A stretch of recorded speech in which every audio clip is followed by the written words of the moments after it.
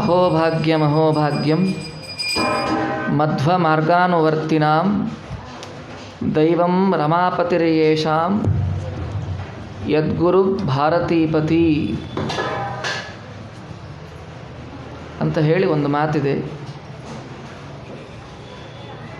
ನಾವು ಎಷ್ಟು ಭಾಗ್ಯವಂತರು ಅಂತನ್ನೋದೇ ನಮಗೆ ಗೊತ್ತಿಲ್ಲ, ಅಷ್ಟು ದೌರ್ಭಾಗ್ಯರು ನಾವು.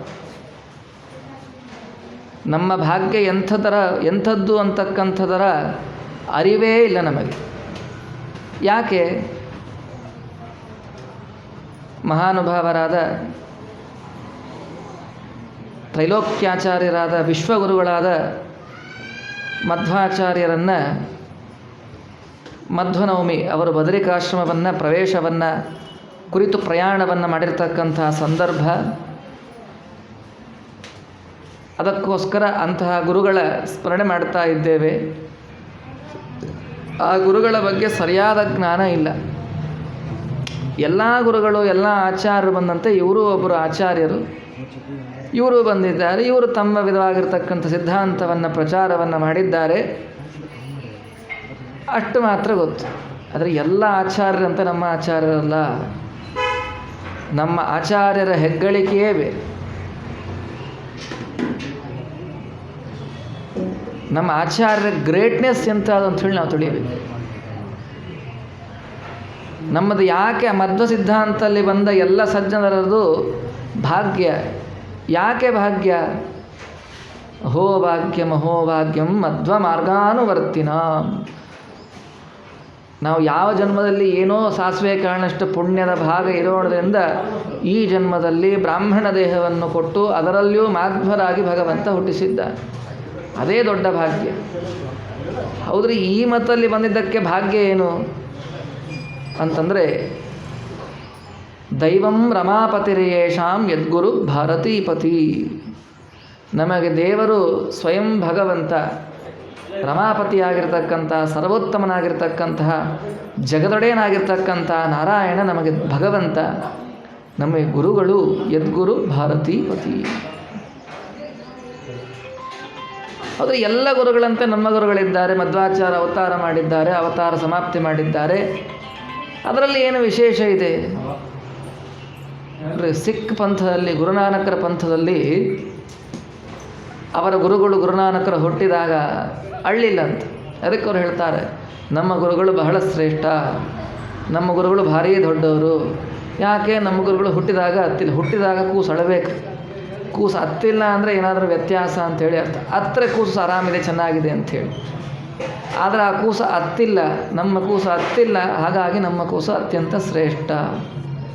ನಮ್ಮ ಗುರುಗಳು ಅತ್ಯಂತ ಶ್ರೇಷ್ಠರು. ನಿಮ್ಮ ಗುರುಗಳು ಅತ್ತಿಲ್ಲ ಅನ್ನೋದಕ್ಕೆ ಶ್ರೇಷ್ಠ ಅಂಥೇಳಿ ಅನ್ನೋದಾದರೆ, ನಮ್ಮ ಗುರುಗಳು ಹುಟ್ಟೇ ಇಲ್ಲ ಅಲ್ವಾ? ಶುಕ್ಲ ಶೋಣಿತ ಸಂಬಂಧದಿಂದ ಗಂಡು ಹೆಣ್ಣಿನ ಸಂಪರ್ಕದಿಂದ ಹುಟ್ಟೇ ಇಲ್ಲ. ಇನ್ನು ಅವತಾರ ಮಾಡಿದ್ದಾರೆ. ಯಾವುದೇ ಮತಾಚಾರ್ಯನ ನೋಡ್ರಿ, ಅವರೆಲ್ಲ ಗುರುಗಳು ಹುಟ್ಟಿದ್ದಾರೆ, ಸಿದ್ಧಾಂತವನ್ನು ಪ್ರಚಾರ ಮಾಡಿದ್ದಾರೆ, ಪ್ರಸಾರ ಮುಗಿಸಿದ ಮೇಲೆ ತಮ್ಮ ದೇಹವನ್ನು ತ್ಯಾಗ ಮಾಡಿದ್ದಾರೆ. ಆದರೆ ಶ್ರೀಮದಾಚಾರ್ಯರು ಮಾತ್ರ ದೇಹತ್ಯಾಗ ಅಂಥೇಳಿ ಇಲ್ಲವೇ ಇಲ್ಲ ಅವರಿಗೆ. ಅದ್ಯಾಪಿ ಈಗಲೂ ಕೂಡ ಬದರಿಕಾಶ್ರಮದಲ್ಲಿ ವೇದವ್ಯಾಸ ದೇವರಲ್ಲಿ ಅಧ್ಯಯನವನ್ನು ಮಾಡ್ತಾ ಇದ್ದಾರೆ. ನಿಮ್ಮ ಗುರುಗಳು ಹುಟ್ಟಿದಾಗ ಅತ್ತಿಲ್ಲ ದೊಡ್ಡವರು ಅಂತಾದರೆ, ನಮ್ಮ ಗುರುಗಳಿಗೆ ಹುಟ್ಟೂ ಇಲ್ಲ, ಸಾವೂ ಇಲ್ಲ. ಅಂಥ ಗುರುಗಳು. ಅಷ್ಟೇ ಅಲ್ಲ, ಈ ಗುರುಗಳು ಎಂಥವರು? ಎಲ್ಲರ ಇರುವಿಕೆಗೆ ಕಾರಣ ಈ ಗುರುಗಳು. ಯಾರು ಅವರ ದೇಹದಲ್ಲಿ ಇದ್ದರೆ ನಾವು ಇಲ್ಲ ಅಂಥೇಳಿ ಅನಿಸ್ಕೊಳ್ತೇವೋ ಅಂಥದ್ದಕ್ಕೆ ಕಾರಣೀಭೂತರಾದವರು ಗುರುಗಳು, ನಮ್ಮ ಗುರುಗಳು. ಈ ಹೆಮ್ಮೆ ನಮಗಿರಬೇಕು. ಅದನ್ನೇ ಅಂತಾರೆ ಶ್ರೀಪಾದ್, ಎಷ್ಟು ಹೆಮ್ಮೆಯಿಂದ ಅಂತಾರೆ, ಜಯ ಜಯ ಜಗತ್ರಾಣ ಜಗದೊಳಗೆ ಸುತ್ರಾಣ ಅಖಿಲ ಗುಣ ಸದ್ದಾಮ ಮಧ್ವನಾಮ. ಆ ಗುರುಗಳು ಆವಾಯು ನಮ್ಮ ಕುಲ ಗುರುರಾಯನು ಅಂಥೇಳಿ ಹೆಮ್ಮೆಯಿಂದ ಹೇಳ್ಕೊಳ್ತಾರೆ ಶ್ರೀಪಾದ. ಆ ಹೆಮ್ಮೆ ಇರಬೇಕು. ಈ ಮತದಲ್ಲಿ ಹುಟ್ಟಿ ಬಂದಿದ್ದಕ್ಕೆ ಎಷ್ಟು ದೊಡ್ಡವರಿದ್ದಾರೆ ನಮ್ಮ ಗುರುಗಳು ಅಂಥದ್ದರ ಜ್ಞಾನ ನಮಗೆ ಇರಬೇಕು. ಅದೇ ಗೊತ್ತಿಲ್ಲ ಅಂತಾದರೆ ಇನ್ನು ನಾವು ಎಷ್ಟು ಮಧ್ವನವಮಿ ಮಾಡಿದರೂ, ಎಷ್ಟು ಮಧ್ವ ಜಯಂತಿ ಮಾಡಿದರೂ ಅದರ ಉಪಯೋಗವೇ ಇಲ್ಲ. ಯಾಕೆಂದರೆ ನಮ್ಮ ಗುರುಗಳ ಗ್ರೇಟ್ನೆಸ್ ಏನು ಅಂತನ್ನೋದನ್ನು ನಾವು ತಿಳಿಯಬೇಕಾಗಿದೆ.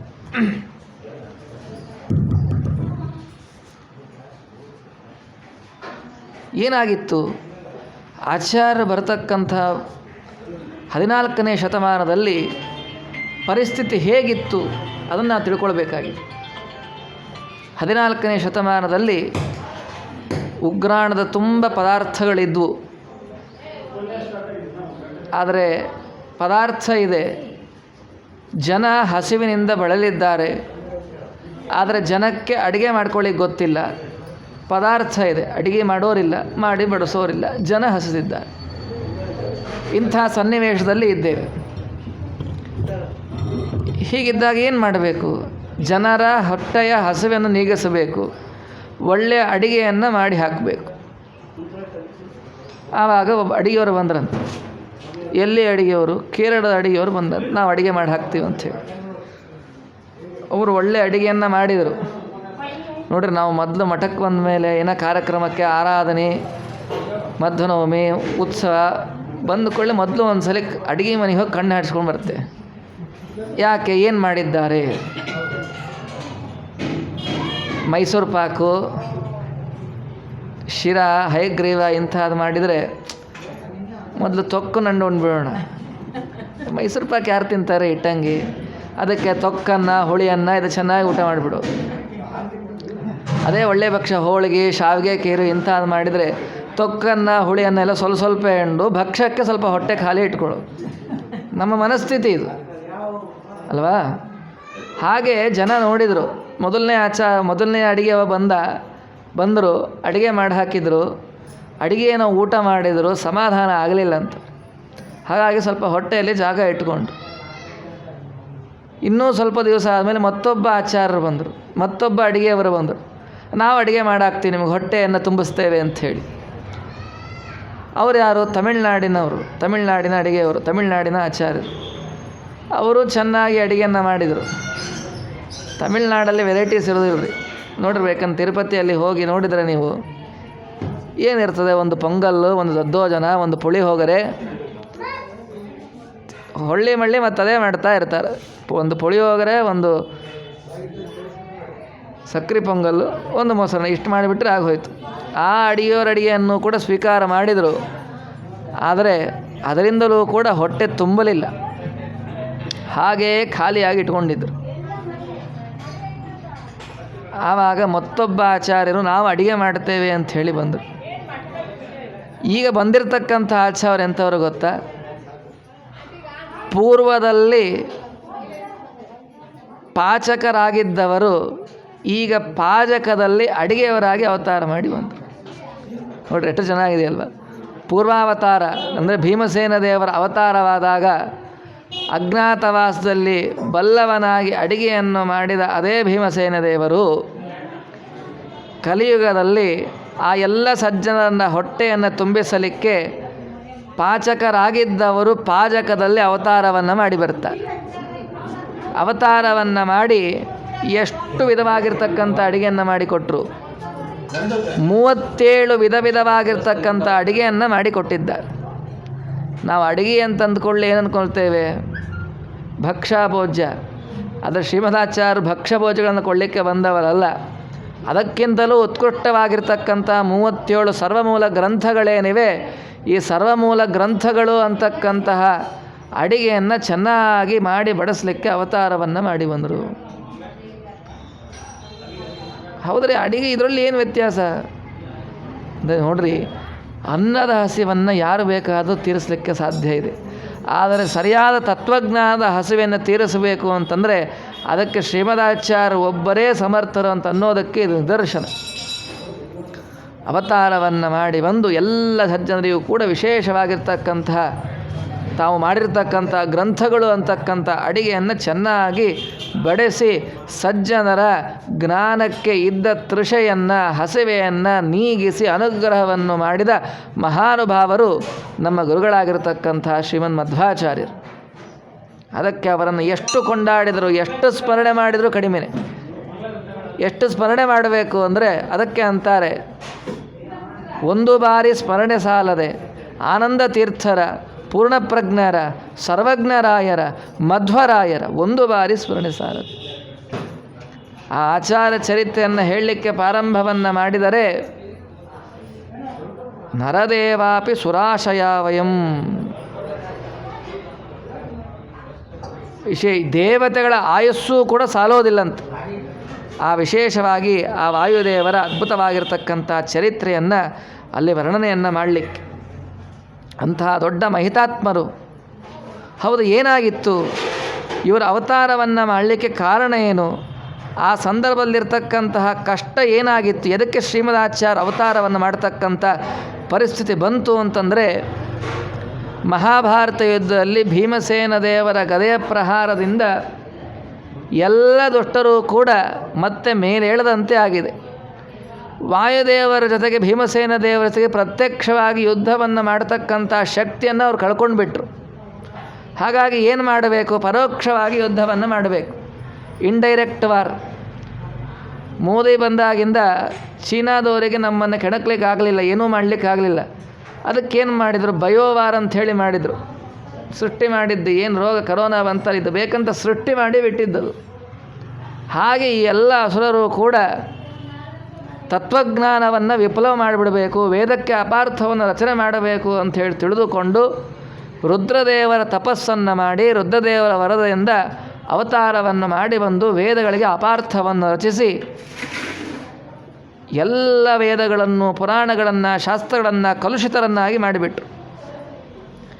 ಹೀಗೆ ವೇದಗಳೆಲ್ಲವೂ ಕೂಡ ಅರ್ಥಗಳು ಕಳೆಗೊಂದಿದಾಗ ಸಜ್ಜನರಿಗೆ ಬಹಳ ವ್ಯಥೆ ಆಯ್ತಂತೆ. ಆದರೆ ಇದು ತಾತ್ಕಾಲಿಕವಾದದ್ದು. ಯಾಕೆ, ನಿಗಮ ಸನ್ಮಣಿ ದೀಪಗಣೋ ಭವತ್ತದುರುವಾಗಣ ಪಂಕನಿಗೋಡಭಾ ಅವಿದುಷಾಮಿತಿ ಸಂಕರತಾಕರ ಸಕಿಲ ಸಂಕರ ಇತ್ಯವಿಶುಶ್ರುವೇ. ಅದೇನಾಯಿತು, ಈ ವೇದಗಳ ರಾಶಿ ಅದು ಅದ್ಭುತವಾಗಿರ್ತಕ್ಕಂಥ ಮಣಿ, ಕುಂದದೇ ಇರತಕ್ಕಂಥ ಪ್ರಕಾಶ. ಆದರೆ ಅಪಾರ್ಥಗಳಿಂದ ಆ ಮಣಿ ತನ್ನ ಕಾಂತಿಯನ್ನು ಹೇಗೆ ಕಳೆದುಕೊಂಡಿತ್ತು ಅಂತ ದೃಷ್ಟಾಂತ ಕೊಡ್ತಾರೆ ನಾರಾಯಣ ಪಂಡಿತಾಚಾರ್ಯರು. ಆ ಅದ್ಭುತವಾಗಿರ್ತಕ್ಕಂಥ ಗೋಮೇಧಿಕ ಪಚ್ಚಯೋ ಅದರ ಮೇಲೆ ಕೆಸರು ಬಿದ್ದಾಗ ಅದು ತಾತ್ಕಾಲಿಕವಾಗಿ ತನ್ನ ಹೊಳಪನ್ನು ಕಳೆದುಕೊಂಡು ಬಿಡ್ತು. ಕೆಸರು ಆವೃತವಾಯಿತು, ಅದರ ಮೌಲ್ಯ ಏನೂ ಕಡಿಮೆ ಆಗಲಿಲ್ಲ, ಅದು ತಾತ್ಕಾಲಿಕವಾಗಿ ಕೆಸರು ಬಡಿತು, ಅದರ ಮೇಲೆ ಕೆಸರಿದೆ. ಹಾಗಾಗಿ ಕೆಸರು ಮುಚ್ಚಿ ಹೋಗಿದ್ದರಿಂದ ಅದರ ಪ್ರಕಾಶ ಕಾಣಿಸ್ತಾ ಇಲ್ಲ. ಈ ಕೆಸರು ಯಾವುದು ಅಂತಂದ್ರೆ ಅನೇಕ ಜನರು ಅವತಾರವನ್ನು ಮಾಡಿ ಅಪಾರ್ಥವನ್ನು ಬ್ರಹ್ಮಸೂತ್ರಾದಿಗಳಿಗೆ ಬರೆದಿರ್ತಕ್ಕಂಥ ಅಪಾರ್ಥಗಳು.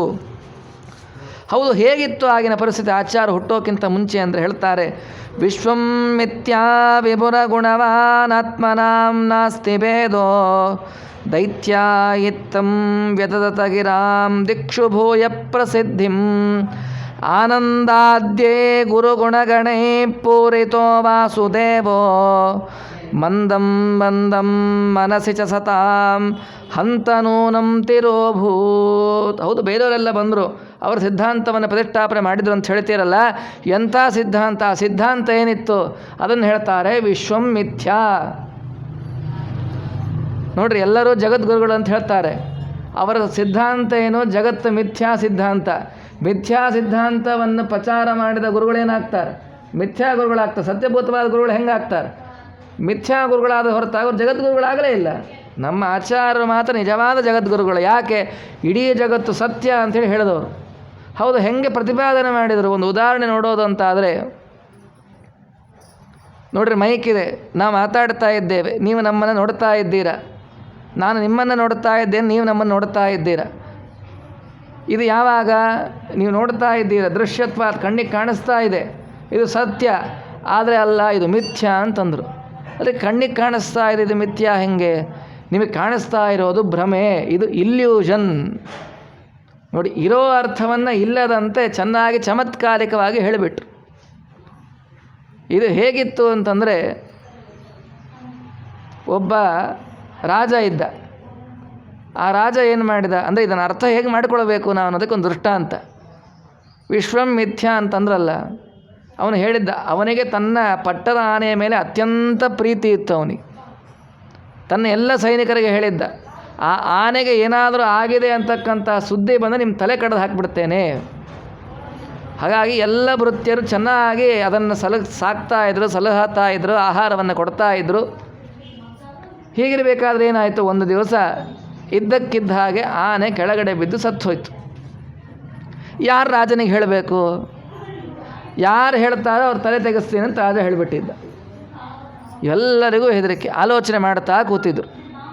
ಹೀಗೆ ಆಲೋಚನೆಯನ್ನು ಮಾಡ್ತಾ ಇರಬೇಕಾದ್ರೆ ಅಲ್ಲಿರ್ತಕ್ಕಂಥ ಎಲ್ಲ ಸೈನಿಕರು ಸೇರಿಕೊಂಡು ಒಬ್ಬನನ್ನು ಹುಡುಕಿದ್ರು. ಅವನು ಯಾರು? ಇನ್ನೊಂದು ತಾಸಾದರೆ ಅವನು ರಿಟೈರ್ಮೆಂಟ್. 60ನೇ ವರ್ಷ ರಿಟೈರ್ಮೆಂಟ್, ಲಾಸ್ಟ್ ಡೇ. ಇನ್ನು ಒಂದು ತಾಸು ಕೆಲಸ ಉಳಿದಿದೆ ಅವನು ರಿಟೈರ್ಮೆಂಟಿಗೆ. ನೋಡು, ನಾವಿಲ್ಲೇ ಕೆಲಸ ಮಾಡೋರು, ನಾವು ಹೋಗಿ ಹೇಳಿದರೆ ಸಿಟ್ಟು ಬಂದು ನಮ್ಮ ತಲೆ ಕಡ್ದು ಹಾಕಿಬಿಡ್ತಾನೆ. ನಿನಗೆ ಹೆಂಗಿದ್ರು ಒಂದು ತಾಸು ಡ್ಯೂಟಿ ಅದೇ, ಡ್ಯೂಟಿಯಿಂದ ಮನೆಗೆ ಹೋಗೋ ಮುಂದೆ ಹೇಳಿ ಹೋಗಿಬಿಡು, ಓಡಿ ಹೋಗಿಬಿಡು, ಅವನೇನೂ ಮಾಡೋದಿಲ್ಲ, ಇಷ್ಟು ವ್ಯವಸ್ಥೆ ಮಾಡಿಟ್ಟಿರು. ಆದರೂ ಅವನಿಗೆ ಹೆದರಿಕೆ, ತಲೆ ಕಡ್ದು ಬಿಡ್ತಾನಲ್ಲ ಅಂಥೇಳಿ. ಇವರೆಲ್ಲರೂ ಕೂಡ ಕೇಳಿಕೊಂಡಿದ್ದಕ್ಕೆ ಅವರಿಗೆ ವಿಷಯವನ್ನು ಮುಟ್ಟಿಸಬೇಕು ಅಂಥೇಳಿ ಬಂದ. ರಾಜ ತನ್ನ ಕೋಣೆ ಒಳಗಡೆ ಇದ್ದಾನೆ. ಇವನಿಗೆ ಒಳಗಡೆ ಧೈರ್ಯದಿಂದ ಹೋಗಿ ಹೇಳಲಿಕ್ಕೆ ಹೆದರಿಕೆ. ರಾಜನ ಕೋಣೆ ಬಾಗಿಲು ಮುಂದೆ ಹಿಂಗೆ 2-3 ಸಲ ಹಿಂಗೆ ಓಡಾಡ್ದ. ಯಾಕೆ ಓಡಾಡ್ತಾ ಇದ್ದಾನೆ? ರಾಜ ಆಲೋಚನೆ ಮಾಡಿದ. ಬಾ ಇಲ್ಲಿ ಅಂತೇಳಿ ಕರೆದ. ಅವನಿಗೆ ಮೊದಲೇ ಹೆದರಿಕೆ. ಯಾಕೆ ಬರ್ತಾ ಇದ್ದೆ? ಏನು ಓಡಾಡ್ತಾ ಇದ್ದೆ? ಏನಿಲ್ಲ, ಸುಮ್ಮನೆ ಬಂದಿದ್ದೇನೆ. ಸುಮ್ಮನೆ ಯಾಕೆ ಓಡಾಡ್ತೀನಿ, ನಡಿ ಆ ಕಡೆ ಅಂತಂದು ಆ ಕಡೆ ಹೊರಗಡೆ ಹೋದ. ಹಿಂದೆ ಹೊರಗಡೆ ಅವ್ರು ಕಾಯ್ತಾ ಇದ್ದಾರೆ, ಹೋಗಿ ಹೇಳಿ ಅಂತ ಚುಚ್ತಾ ಇದ್ರು ಅವನ ಬೆನ್ನಿಗೆ. ಮತ್ತೊಂದು 2-3 ಬಾರಿ ಅವನು ಬಾಗಲ ಹತ್ರ ಹೀಗೆ ಓಡಾಡ್ಲಿಕ್ಕೆ ಪ್ರಾರಂಭವನ್ನು ಮಾಡಿದ. ಅಷ್ಟು ಪ್ರಾರಂಭ ಮಾಡಿದಾಗ ರಾಜ ಮತ್ತೆ ಕರೆದ. ಇಲ್ಲ, ಏನು ಓಡಾಡ್ತಾ ಇದೆಯಾ? ಏನಿಲ್ಲ, ನಿಮ್ಮ ಆನೆ ಏನಾಯಿತು? ಆನೆಗೆ ಏನಾಗಿಲ್ಲ, ಅದಕ್ಕೆ ಜ್ವರ ಬಂದಿದೆ, ಮಲ್ಕೊಂಡಿದೆ ಅಷ್ಟೇ. ಆನೆ ಏನಿಲ್ಲ, ಆನೆಗೆ ಆರಾಮಿದೆ, ಸ್ವಲ್ಪ ಜ್ವರ ಬಂದಿದೆ ಅಷ್ಟೇನಾ, ನಡಿ ಅಂತಂದು. ಈ ಕಡೆ ಹೊರಗಡೆ ಬಂದರು. ಅವ್ರು ಕೇಳಿಸ್ಕೊಂಡ್ರು. ನೀ ಸತ್ತೋಗಿದ್ದು ಹೇಳಂದು ಬರೋ ಜ್ವರ ಬಂದಿದ್ದು ಹೇಳ್ತಾರೆ, ಹೇಳಂತ ಮತ್ತೆ ಇದೊಳ್ಳೆ ಪೀಕಲಾಟ ಆಯ್ತಲ್ಲ. ಮತ್ತೆ ಬಂದ, ಮತ್ತೆ 1-2 ಸಲ ಹೀಗೆ ಓಡಾಡ್ದ. ಮತ್ತೆ ಕರೆದ ರಾಜ. ಏನಿಲ್ಲ, ಆನೆಗೆ ಜ್ವರ ಬಂದಿತ್ತು, ತಾಪದಿಂದ ಕೆಳಗಡೆ ಬಿದ್ದು ಬಿಟ್ಟಿದೆ, ಆ ಬಾಲ ಮಾತ್ರ ಅಲ್ಲಾಡಿಸ್ತಾ ಇಲ್ಲ, ಆನೆ ಮಾತ್ರ ಚೆನ್ನಾಗಿದೆ, ಏನಾಗಿಲ್ಲ, ಆನೆ ಚೆನ್ನಾಗಿ ಅಟ್ಟೆನಾ, ನಡಿ ಹೋಗಿ ಆ ಕಡೆ. ಮತ್ತು ಅವ್ರು ಬಂದರು. ಸತ್ತೋಗಿದೆ ಅಂತ ಹೇಳಿದ್ರೆ ಬಾಲ ಅಲ್ಲಾಡಿಸ್ತಾ ಇಲ್ಲ, ಜ್ವರ ಬಂದು, ಇದೆಲ್ಲ ಏನು ಹೇಳ್ತಾ ಕೂತಿ, ಸರಿ ಇರೋ ವಿಷಯನ ಹೇಳು ಅಂತ ಅವರು ಕಲೆ ಬಿದ್ದರು. ಮತ್ತು 1-2 ಬಾರಿ ಅವ್ರ ಕೋಣೆ ಮುಂದೆ ಹಿಂಗೆ ಓಡಾಡ್ಲಿಕ್ಕೆ ಪ್ರಾರಂಭ ಮಾಡಿದ. ರಾಜ ಕರೆದ. ಏನಾಯಿತು?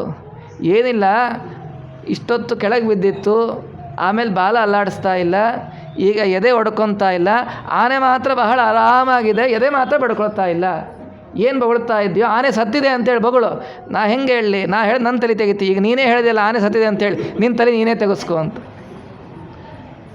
ವಿಶ್ವಮಿಥ್ಯ. ಅವನೇನು ಹೇಳಬೇಕಾಗಿದ್ದೇನೋ, ಆನೆ ಸತ್ತಿದೆ ಅಂತ ಹೇಳಬೇಕಾಗಿತ್ತು. ಅದನ್ನು ಹೇಗೆ ಹೇಳ್ದ? ಆನೆ ಬಿದ್ದಿದೆ, ಆನೆ ಬಾಲ ಅಲ್ಲಾಡ್ತಾ ಇಲ್ಲ, ಆನೆ ಎದೆ ಹೊಡಿತಾ ಇಲ್ಲ, ಅದು ಆನೆ ಮಾತ್ರ ಚೆನ್ನಾಗಿದೆ. ಇವರೂ ಹೇಳಿದ್ದು ಇದನ್ನೇ. ದೇವರಿದ್ದಾನೆ, ಹೇಗಿದ್ದಾನೆ? ನಿರ್ಗುಣ, ನಿರಾಕಾರ. ಇದು ಹೇಗಿತ್ತು ಅಂತಂದರೆ ಒಳ್ಳೆ ವರ್ತದ ಪಾಯಸ ಇದ್ದ, ಕಡೆ ವರ್ತದ ಪಾಯಸ. ದ್ರಾಕ್ಷಿ ಇಲ್ಲ, ಗೋಡಂಬಿ ಇಲ್ಲ, ಕೇಸರಿ ಇಲ್ಲ, ಯಾಲಕ್ಕಿ ಇಲ್ಲ. ಹೇಗಿರ್ತದ್ರಿ ಆ ಪಾಯಸ? ಅದು ತಿನ್ನಬೇಕು ಅಂತ ತಿಂತಿದಟ್ಟೆ, ಅನಿವಾರ್ಯ ಅಂಥೇಳಿ. ಎಲ್ಲ ಪದಾರ್ಥ ಹಾಕಿ ಮಾಡಿದಾಗ ಪಾಯಸ ಹೇಗಿರುತ್ತೆ? ಏನೂ ಇಲ್ಲದೇ ಇದ್ದರೆ ಪದಾರ್ಥ ಹೇಗಿರ್ತದೆ? ದೇವರು ಎಲ್ಲ ಪದಾರ್ಥ ಇರತಕ್ಕಂಥ ಆಕಾರ ಇದೆ, ಸುಗುಣನಾಗಿದ್ದಾನೆ, ಎಲ್ಲ ಗುಣಗಳ ಖಣಿಯಾಗಿದ್ದಾನೆ. ಹೀಗೆ ದೇವರಿಲ್ಲ ಅಂಥೇಳಿ ಪ್ರಚಾರವನ್ನು ಈ ರೀತಿಯಾಗಿ ಮಾಡಿದರು. ಒಬ್ಬ ರಾಜ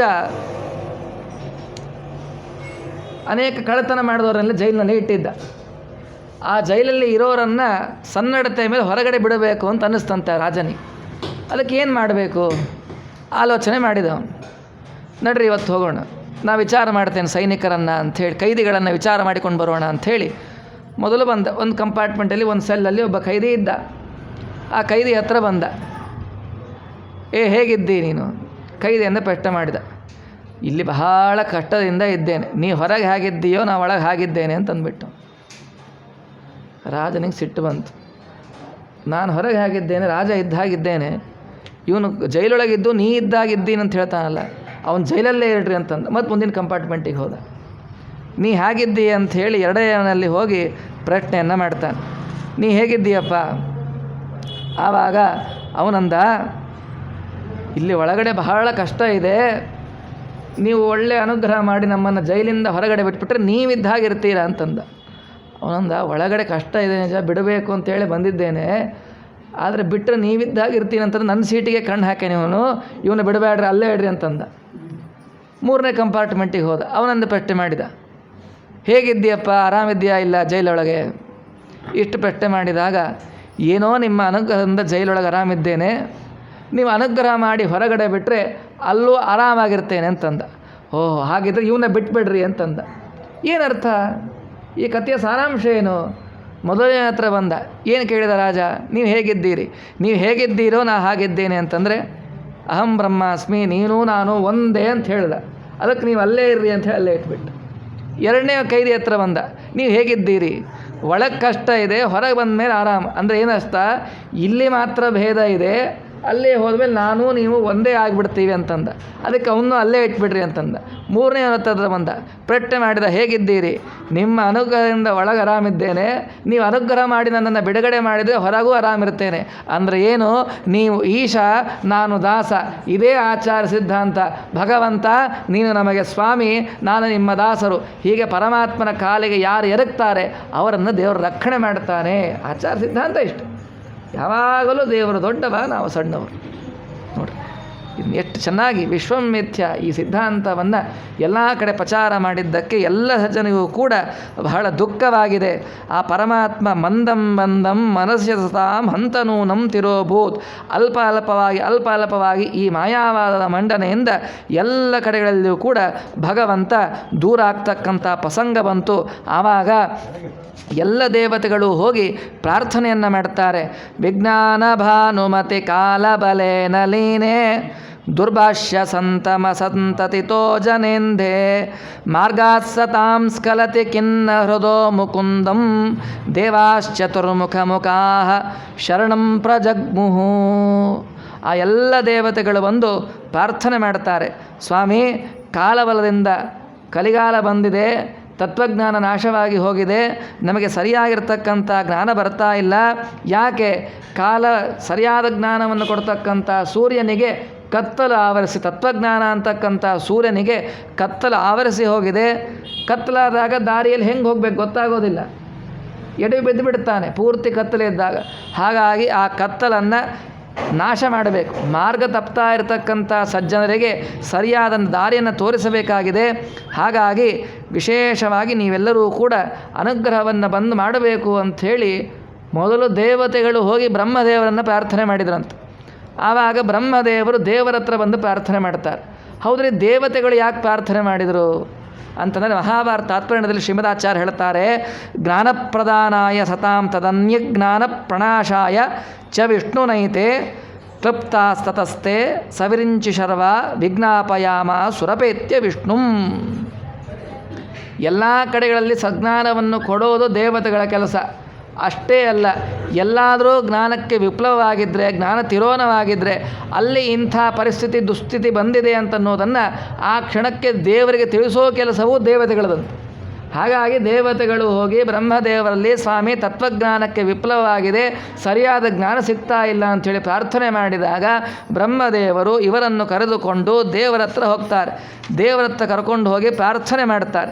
ಸ್ವಾಮಿ, ವಿಶೇಷವಾಗಿ ಸಜ್ಞಾನವನ್ನು ಕೊಟ್ಟು ಅನುಗ್ರಹವನ್ನು ಮಾಡಬೇಕು. ಹೌದು, ಏನಾಗಿತ್ತು ಪರಿಸ್ಥಿತಿ?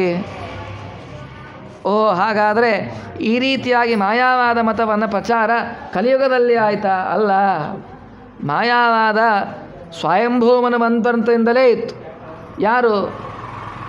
ಮೊದಲನೇ ಕೃತಯುಗದಲ್ಲೇ ಇತ್ತು ಈ ಮಾಯಾವಾದ ಮತ. ವಿಶ್ವಮಿಥ್ಯ ಅಹಂ ಬ್ರಹ್ಮಾಸ್ಮಿ ಯಾರು ಹೇಳಿದ್ದಾರೆ? ಚತುರ್ಥ ಸ್ಕಂದ ಭಾಗವತ ತೆಗೆದು ನೋಡಿ, ನಿಮ್ಗೆ ಗೊತ್ತಾಗತ್ತೆ ಕತೆ. ಧ್ರುವರಾಜದ ವಂಶದಲ್ಲಿ ಬಂದಿರತಕ್ಕಂಥವನು ಆ ವೇನ ಮಹಾರಾಜ ಅಂಥೇಳಿ ಇದ್ದ. ಅವನು ವೇನ, ಅಂಗರಾಜನ ಮಗ ವೇನ. ಅವನೇನು ಮಾಡಿದ? ಎಲ್ಲ ಕಡೆಗಳಲ್ಲಿ ಡಂಗೂರ ಸಾರಿದ, ನಾನೇ ದೇವರು, ನನ್ನನ್ನೇ ಉಪಾಸನೆ ಮಾಡಿರಿ, ಯಾರು ಉಪಾಸನೆ ಮಾಡೋದಿಲ್ಲ ಅವ್ರನ್ನ ಕೊಂದು ಹಾಕಿಬಿಡ್ರಿ ಅಂಥೇಳಿ ಈ ರೀತಿಯಾಗಿ ಪ್ರಚಾರವನ್ನು ವೇನ ಮಾಡಿದ. ಆ ವೇನ ಮಾಡಿದ್ದನ್ನೇ ಕಂಟಿನ್ಯೂಯೇಷನ್ ಪಾರ್ಟ್ ಹಿರಣ್ಯಕಶಿಪು ಮುಂದುವರಿಸಿಕೊಂಡು ಹೋಗಿದ್ದ. ಅವನು ಅದೇ ಮಾಡಿದ್ನಲ್ಲ. ಏನು ಮಾಡಿದ್ರು ನನ್ನ ಪ್ರೇರಣೆಯ ಹಿರಣ್ಯಕಶಿಪು ಇತ್ಯರ್ಥ ಸಪ್ತಮಸ್ಕಂದ ಭಾಗವತದಲ್ಲಿ ಇದೇ ಉಲ್ಲೇಖವಿದೆ. ಹಾಗಾದರೆ ಮಾಯಾವಾದ ಮತ ಅಲ್ಲಿಂದ ಇತ್ತು ಅಂತ ಹೇಳ್ತೀರಿ. ಹಾಗಾದರೆ ಶ್ರೀಮದಾಚಾರ್ಯ ಮತ 28ನೇ ಕಲಿಯುಗದಲ್ಲೇ ಬಂತ ಅಂತಂದರೆ ಇಲ್ಲ. ಶ್ರೀಮದಾಚಾರ್ಯ ಹೇಳ್ತಾರೆ, ರಾಘವೇಂದ್ರ ಸ್ವಾಮಿಗಳು ಪ್ರಾತಃ ಸಂಕಲ್ಪ ಗದ್ಯದಲ್ಲಿ ಹೇಳ್ತಾರೆ, ಅನಾದಿ ಸತ್ಸಂಪ್ರದಾಯ ಪರಂಪರಾ ಪ್ರಾಪ್ತ. ಇದೇನಿದೆ ಸಿದ್ಧಾಂತ, ಮಧ್ವ ಸಿದ್ಧಾಂತ ಏನಿದೆ, ಇದು ಅನಾದಿ ಕಾಲದಿಂದ ಬಂದಿರತಕ್ಕಂಥ ಸಿದ್ಧಾಂತ. ಹಾಗಿದ್ದರೆ ಮತ್ತು ಆವಾಗ ಇತ್ತಲ್ಲ ಮಾಯಾವಾದ ವೇದದ ಮತವನ್ನು ನಿರ್ಮೂಲನೆಯನ್ನು ಮಾಡಿದವರು ಯಾರು ಅಂತಂದರೆ ಅದೇ ವಂಶದಲ್ಲಿ ಬಂದಿರತಕ್ಕಂಥ ಪೃಥು ಚಕ್ರವರ್ತಿ. ನೋಡಿರಿ, ಯಾವುದೇ ಪುರಾಣ ತೆಗೆದುಕೊಡ್ರಿ, ಪೃಥು ಚಕ್ರವರ್ತಿಯ ಕಥೆಯನ್ನು ಪ್ರತಿಯೊಂದು ಪುರಾಣಗಳು ಕಂಪಲ್ಸರಿಯಾಗಿ ಹರಿವಂಶ ತೊಗೊಳ್ರಿ, ಭಾಗವತ ತೊಗೊಳ್ರಿ. ಪೃಥು ಚಕ್ರವರ್ತಿಯ ಕಥೆಯನ್ನು ಹೇಳದೇ ಬಿಟ್ಟಿಲ್ಲ, ಹೇಳಿದ್ದಾರೆ. ಯಾಕೆ? ಅವನು ಸಿದ್ಧಾಂತವನ್ನು ಸ್ಥಾಪನೆ ಮಾಡಿದ. ನಾಹಂಕರ್ತ ಹರಿಕರ್ತ ತತ್ಪೂಜಾ ಕರ್ಮಚಾಕಿಲಂ ತಥಾಪಿ ಮತ್ಕೃತಾ ಪೂಜಾ ತತ್ಪ್ರಸಾದೇನ ನಾನ್ಯಥಾ. ನಾನು ಮಾಡಿದ್ದಲ್ಲ, ನೀನು ಮಾಡಿಸಿದ್ದು, ನೀನು ಈಶ ನಾನು ದಾಸ ಅನ್ನೋದನ್ನು ಪೃಥು ಚಕ್ರವರ್ತಿ ಮಾಡಿದ್ದಾನೆ. ಅಂದರೆ ಈ ದ್ವೈತ ಸಿದ್ಧಾಂತ ಏನಿದೆ ಇದೂ ಕೂಡ ಅನಾದಿ ಕಾಲದಿಂದಲೂ ಕೂಡ ಇತ್ತು. ಅದನ್ನೇ ಶ್ರೀಪಾದರಾಜರು ಅಂತಾರೆ, ದಾನವರು ಕಲಿಯುಗದೊಳವತರಿಸಿ ವಿಭುಧರೊಳು ವೇನನ ಮತವನ ಅರುಹಲು. ವೇನನ ಮತ ಇದ್ದಿಲ್ಲಲ್ಲ ಅಂತಂದ್ರೆ ಅಲ್ಲಿಂದ ಇತ್ತು, ಅದನ್ನು ತಿಳಿಸಿಕೊಡ್ತಾರೆ ಶ್ರೀಪಾದರಾಜರು. ನಾರಾಯಣ ಪಂಡಿತ ಸುಮಧ್ವಜದಲ್ಲಿ ಉಲ್ಲೇಖ ಇಲ್ಲ ಇದು. ಇಂಥ ಕೆಟ್ಟ ಪರಿಸ್ಥಿತಿ ಬಂದಾಗ ಎಲ್ಲರೂ ಕೂಡ ಬಂದು ಬ್ರಹ್ಮದೇವರನ್ನು ಮೊದಲು ಮಾಡಿಕೊಂಡು ಬಂದು ಪ್ರಾರ್ಥನೆ ಮಾಡ್ತಾರೆ. ಆವಾಗ ದೇವರು ಎಂಥ ಪ್ರಾರ್ಥನೆ, ನಾಥಕ್ಕಲೋ ತ್ರಿಯುಗ ಹೋತಿರನುದ್ಭುಭೂಷು ಬ್ರಹ್ಮಾಣಮಪ್ಯನವತಾರಮನಾದಿ ದಿಕ್ಷು ಸರ್ವಜ್ಞಮನ್ಯಮನವೇಕ್ಷ ಸಕಾರ್ಯವೀರ್ಯಂ ಸ್ಮೇರಾನನೋ ಭುವನ ಜೀವನಮಾಭಭಾಷೆ.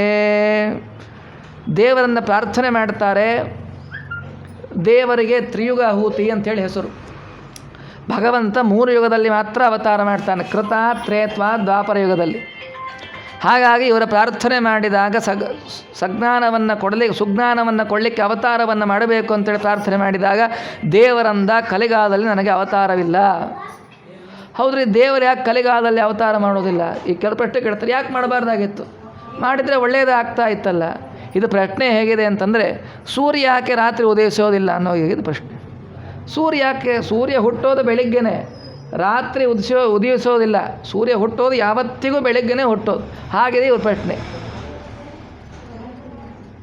ಮತ್ತು ದೇವರು ಇದ್ದ ಅಂತಂದ್ರೆ ಕಲಿಗಾಲ ಯಾಕಾಗ್ತದೆ ರೀ? ದೇವರಿದ್ದ ಕಲಿಗಾಲ ಆಗಲಿಕ್ಕೆ ಶಕ್ಯವೇ ಇಲ್ಲ. ಅದಕ್ಕೆ ದೇವರ ಅವತಾರ ಮಾಡಿಲ್ಲ. ದೇವರ ಅವತಾರ ಮಾಡಿಲ್ಲ, ಆದ್ದರಿಂದ ಇದು ಕಲಿಗಾಲ. ಹೌದು, ದೇವರ ಅವತಾರ ಮಾಡೋದಿಲ್ಲ. ಇನ್ನು ಮುಂದೆ ಯಾರಿಗೆ ಹೇಳಬೇಕು? ಬ್ರಹ್ಮದೇವರಿಗೆ ಹೇಳಬೇಕು. ಬ್ರಹ್ಮದೇವರಿಗೆ ಹೇಳೋಣ ಅಂತಂದರೆ ಬ್ರಹ್ಮಾಣಮಪ್ಯನವತಾರ ಮನಾದಿ ದಿಕ್ಷು. ಬ್ರಹ್ಮದೇವರಿಗೆ ಯಾವತ್ತಿಗೂ ಭೂಲೋಕದಲ್ಲಿ ಅವತಾರವೇ ಇಲ್ಲ. ಇನ್ನು ಬ್ರಹ್ಮದೇವರಿಗೆ ಹೇಳೋ ಹಾಗಿಲ್ಲ. ಇನ್ನು ಮುಂದೆ ಯಾರಿಗೆ ಹೇಳಬೇಕು? ಬರೀ ಹೇಳಿದರೆ ಉಪಯೋಗ ಅಲ್ಲ. ಇಲ್ಲೇನಾಗಿದೆ, ತತ್ವಜ್ಞಾನದ ಸೂರ್ಯ ಮುಳುಗಿದ್ದಾನೆ. ಆ ತತ್ವಜ್ಞಾನ ಸೂರ್ಯ ಕತ್ತಲಾಗಿದೆ. ಆ ಕತ್ತಲಲ್ಲಿ ಬೆಳಕನ್ನು ಕೊಡಬೇಕು. ಆ ಬೆಳಕನ್ನು ಕೊಡಬೇಕು ಅಂದರೆ ಸರಿಯಾದ ಕೆಲಸವನ್ನು ಮಾಡಿ ಸರಿಯಾದ ಜ್ಞಾನವನ್ನು ಕೊಡಬೇಕು. ಆ ಜ್ಞಾನವನ್ನು ಕೊಟ್ಟು ಭಗವಂತನ ವಿಶೇಷವಾಗಿರ್ತಕ್ಕಂತಹ ಗುಣವನ್ನು ಪ್ರತಿಪಾದನೆಯನ್ನು ಮಾಡಬೇಕು. ಅಂಥವ್ರು ಬರಬೇಕು. ಅಂತಹ ಕೆಲಸವನ್ನು ಮಾಡಲಿಕ್ಕೆ ಯೋಗ್ಯತೆ ಇದ್ದವರು ಯಾರು? ಉಳಿದವರು ವಾಯುದೇವರು ಒಬ್ಬರೇ. ಅದಕ್ಕೆ ಸರ್ವಜ್ಞಮನ್ಯಮನವೇಕ್ಷ ಸಕಾರ್ಯ ವೀರ್ಯಂ ಸ್ಮೇರಾನನೋ ಭುವನ ಜೀವನ ಮಾಭಭಾಷೆ.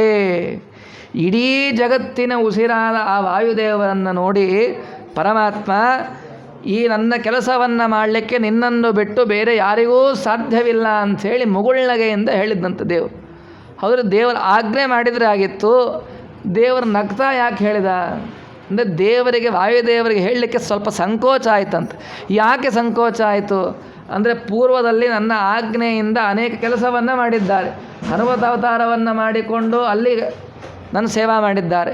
ಭೀಮಸೇನ ದೇವರ ಅವತಾರ ಮಾಡಿ ಅಲ್ಲಿ ರಾಕ್ಷಸ ಸಂಹಾರವನ್ನು ಮಾಡಿ ಅಲ್ಲಿ ಸೇವಾ ಮಾಡಿದ್ದಾರೆ. ಹೀಗೆ ಯಾರ ಕಡೆ ಆದ ಕೆಲಸ ಮಾಡಿಸ್ಕೊಳ್ಬೇಕಾದ್ರೆ ಒಂದು ಕೆಲಸ ಮಾಡಿಸ್ಕೊಂಡ್ರೆ ಚೆನ್ನಾಗಿರ್ತದಪ್ಪ. ಎರಡನೇ ಕೆಲಸ ಮಾಡಿಸ್ಬೇಕಾದ್ರೆ ಹೇಳಕ್ಕೆ ಸಂಕೋಚ, ಆದರೆ ಹೇಳಬೇಕು ಅನಿವಾರ್ಯ, ಇಲ್ಲ ಅಂತ ಅನ್ಲಿಕ್ಕಾಗೋದಿಲ್ಲ. ಅದಕ್ಕೆ ಮಾತು ಶುರು ಮಾಡಬೇಕಾದ್ರೆ ಸ್ವಲ್ಪ ನಗ್ತಾನೆ ಮಾತು ಪ್ರಾರಂಭ ಮಾಡ್ತೀವಲ್ಲ, ಸ್ವಲ್ಪ ಈ ಕೆಲಸ ಮಾಡಿದರೆ ಚೆನ್ನಾಗಿರ್ತಿತ್ತು. ಹಾಗೆ ದೇವರು ಮತ್ತೊಮ್ಮೆ ವಾಯುದೇವರಿಗೆ ಹೇಳಬೇಕಾಗಿದೆ, ಸಂಕೋಚ ಆಯಿತಂತೆ. ಆದರೂ ಅನಿವಾರ್ಯ, ಇವನು ಬಿಟ್ಟರೆ ಬೇರೆ ಯಾರೂ ಇಲ್ಲ. ಹಾಗಾಗಿ ಮಂದಹಾಸವನ್ನು ಬೀರ್ತಾ ಮಾತಾಡ್ತಾರೆ ವಾಯುದೇವರ ಹತ್ರ. ಹೌದ್ರಿ, ದೇವರ ಅವತಾರ ಮಾಡಿಲ್ಲ ಅಂತೀರಿ, ಆದರೆ ಈಗಲೂ ಪರಶುರಾಮ ಅವತಾರ ಇದೆ ಭೂಮಿಯಲ್ಲಿ. ವೇದವ್ಯಾಸ ದೇವರು ಇಲ್ಲೇ ಇದ್ದಾರೆ. ಮತ್ತು ದೇವರು ಇದ್ದಾನಲ್ಲ, ಕಲಿಯುಗದಲ್ಲೂ ಇದ್ದಾನಲ್ಲ. ದೇವರು ಕಲಿಯುಗದಲ್ಲಿ ಇದ್ದಾನೆ, ಆದರೆ ಅವತಾರ ಕಲಿಯುಗದಲ್ಲಿ ಆಗಿಲ್ಲ. ಈ ಏನು ಪರಶುರಾಮ ಅವತಾರ ಅದು ಹಿಂದೆನೇ ಆಗಿದೆ ಅವತಾರ, ಕೃತಯುಗದಲ್ಲಿ ಆಗಿರ್ತಕ್ಕಂಥ ಅವತಾರ. ಇನ್ನು ವೇದವ್ಯಾಸ ಅವತಾರ ದ್ವಾಪರಯುಗದಲ್ಲಿ ಆದ ಅವತಾರ. ಹಾಗಿದ್ದರೆ ಬುದ್ಧಾವತಾರ ಆಗಿದೆಯಲ್ಲ ಅಂತ ಪ್ರಶ್ನೆ ಮಾಡ್ಬೋದು. ಬುದ್ಧಾವತಾರ ಆಗಿದೆ, ಅದು ಯಾವಾಗ ಆಗಿದೆ? ದ್ವಾಪರ ಯುಗದ ಅಂತ್ಯ, ಕಲಿಯುಗದ ಪ್ರಾರಂಭ. ಅಂದರೆ ದ್ವಾಪರ ಕಲಿಯುಗದ ಸಂಧಿಕಾಲದಲ್ಲಿ ಬೌದ್ಧಾವತಾರ ಆಗಿದೆ. ಕಲಿಗಾಲದಲ್ಲಿ ಬೌದ್ಧಾವತಾರ ಆಗಿಲ್ಲ. ಇನ್ನು ಕಲಿಗಾಲದಲ್ಲಿ ಕಲ್ಕಿ ಅವತಾರ ಮಾಡ್ತಾನಲ್ಲ ದೇವರು ಮುಂದೆ, ಅದೂ ಅಲ್ಲ. ಅದು ಅವತಾರ ಆಗಿದ್ಯಾವಾಗ? ಕಲಿಯುಗದ ಅಂತ್ಯಕಾಲ, ಮುಂದಿನ ಕೃತಯುಗದ ಆದಿಕಾಲ, ಇವೆರಡರ ಸಂಧಿಕಾಲದಲ್ಲಿ ಆಗೋದು ಕಲ್ಕಿ ಅವತಾರ. ಹಾಗಾಗಿ ಕಲಿಯುಗದಲ್ಲಿ ಯಾವ ದೇವರ ಅವತಾರವೂ ಇಲ್ಲ. ಹಾಗಾಗಿ ವಾಯುದೇವರಿಗೆ ಅವತಾರವನ್ನು ಮಾಡ್ರಿ ಅಂತೇಳಿ ಹೇಳ್ತಾರೆ. ಎಂಥವರು ವಾಯುದೇವರು ನೋಡ್ರಿ, ಕತ್ತಲಾಗಿದೆ. ಈಗ ಕತ್ತಲನ್ನು ಪರಿಹಾರವನ್ನು ಮಾಡಬೇಕು. ಕತ್ತಲು ಪರಿಹಾರ ಮಾಡಬೇಕಂದ್ರೆ ಏನಾಗಬೇಕು ನಮಗೆ? ಈಗ ದಾರಿ ಕಾಣಿಸ್ತಾ ಇಲ್ಲ, ದಾರಿ ಕಾಣಿಸ್ಬೇಕು, ಅದರ ಜೊತೆಗೆ ತಂಪು ಬೇಕು. ದಾರಿ ಬೇಕು ಅಂದರೆ ನಮಗೆ ಬೆಳಕು ಬೇಕು. ಬರೇ ಬೆಳಕು ಬಂದರೆ ಉಪಯೋಗ ಇಲ್ಲ. ಸ್ವಲ್ಪ ಸೂರ್ಯನ ಪ್ರಕಾಶ ಸ್ವಲ್ಪ ಪ್ರಖರ, ಶಾಖ ಬಡಿತದೆ ನಮಗೆ. ಅದಕ್ಕೆ ಇಲ್ಲಿ ಅವತಾರವನ್ನು ಮಾಡಿದವರು ಯಾರು? ಆ ಕತ್ತಲನ್ನು ಪರಿಹಾರವನ್ನು ಮಾಡಲಿಕ್ಕೆ ಅವತಾರವನ್ನು ಮಾಡಿದವರು ಪೂರ್ಣಚಂದ್ರರಾದರೆ ಪೂರ್ಣಪ್ರಜ್ಞರ ಅವತಾರವನ್ನು ಮಾಡುತ್ತಾರೆ. ಟೀಕಾಕೃತ್ಪಾದಂತಾರೆ, ಲಸತು ಶ್ರೀಮದಾನಂದ ತೀರ್ಥೇಂದುರ್ನೋ ಹೃದಂಬರೆ ಯದ್ವತ ಚಂದ್ರಿಕಾಸ್ವಾಂತ ಸಂತಾಪಂ ವಿನಿಕೃಂತತಿ. ಶ್ರೀಮದಾಚಾರ್ಯರು ಚಂದ್ರ ಅಂತೆ, ಬೆಳಕನ್ನು ಕೊಡ್ತಾನೆ. ಶ್ರೀಮದಾಚಾರ್ಯರ ಮಾತುಗಳು ಅವರು ಕೊಟ್ಟ ಗ್ರಂಥ ಅದು ತಂಪಂತೆ. ಎಷ್ಟು ಚೆನ್ನಾಗಿ ಟೀಕಾಕೃತ್ಪಾದ ವರ್ಣನೆ.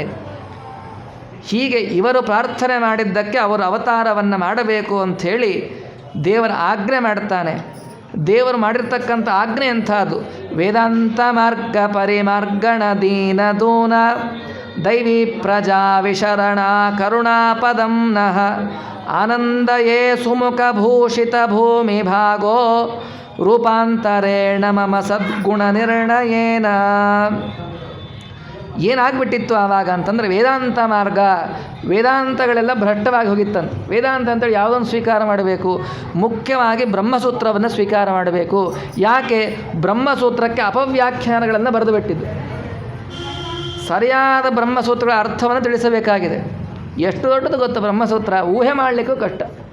ನಾವು 100 ಗಾಯತ್ರಿ ಜಪವನ್ನು ಮಾಡಿದರೆ ಏನು ಪುಣ್ಯ ಬರ್ತದೆ, ಒಂದು ಬ್ರಹ್ಮಸೂತ್ರವನ್ನು ಹೇಳಿದ್ರೆ ಅಷ್ಟೇ ಪುಣ್ಯ. ಓಂ ಓಂ ಅಥಾತೋ ಬ್ರಹ್ಮ ಜಿಜ್ಞಾಸ ಓಂ ಅಂಥೇಳಿ ಇಷ್ಟು ಹೇಳಿಬಿಟ್ರೆ 100 ಗಾಯತ್ರಿ ಜಪ ಮಾಡಿದ ಪುಣ್ಯ.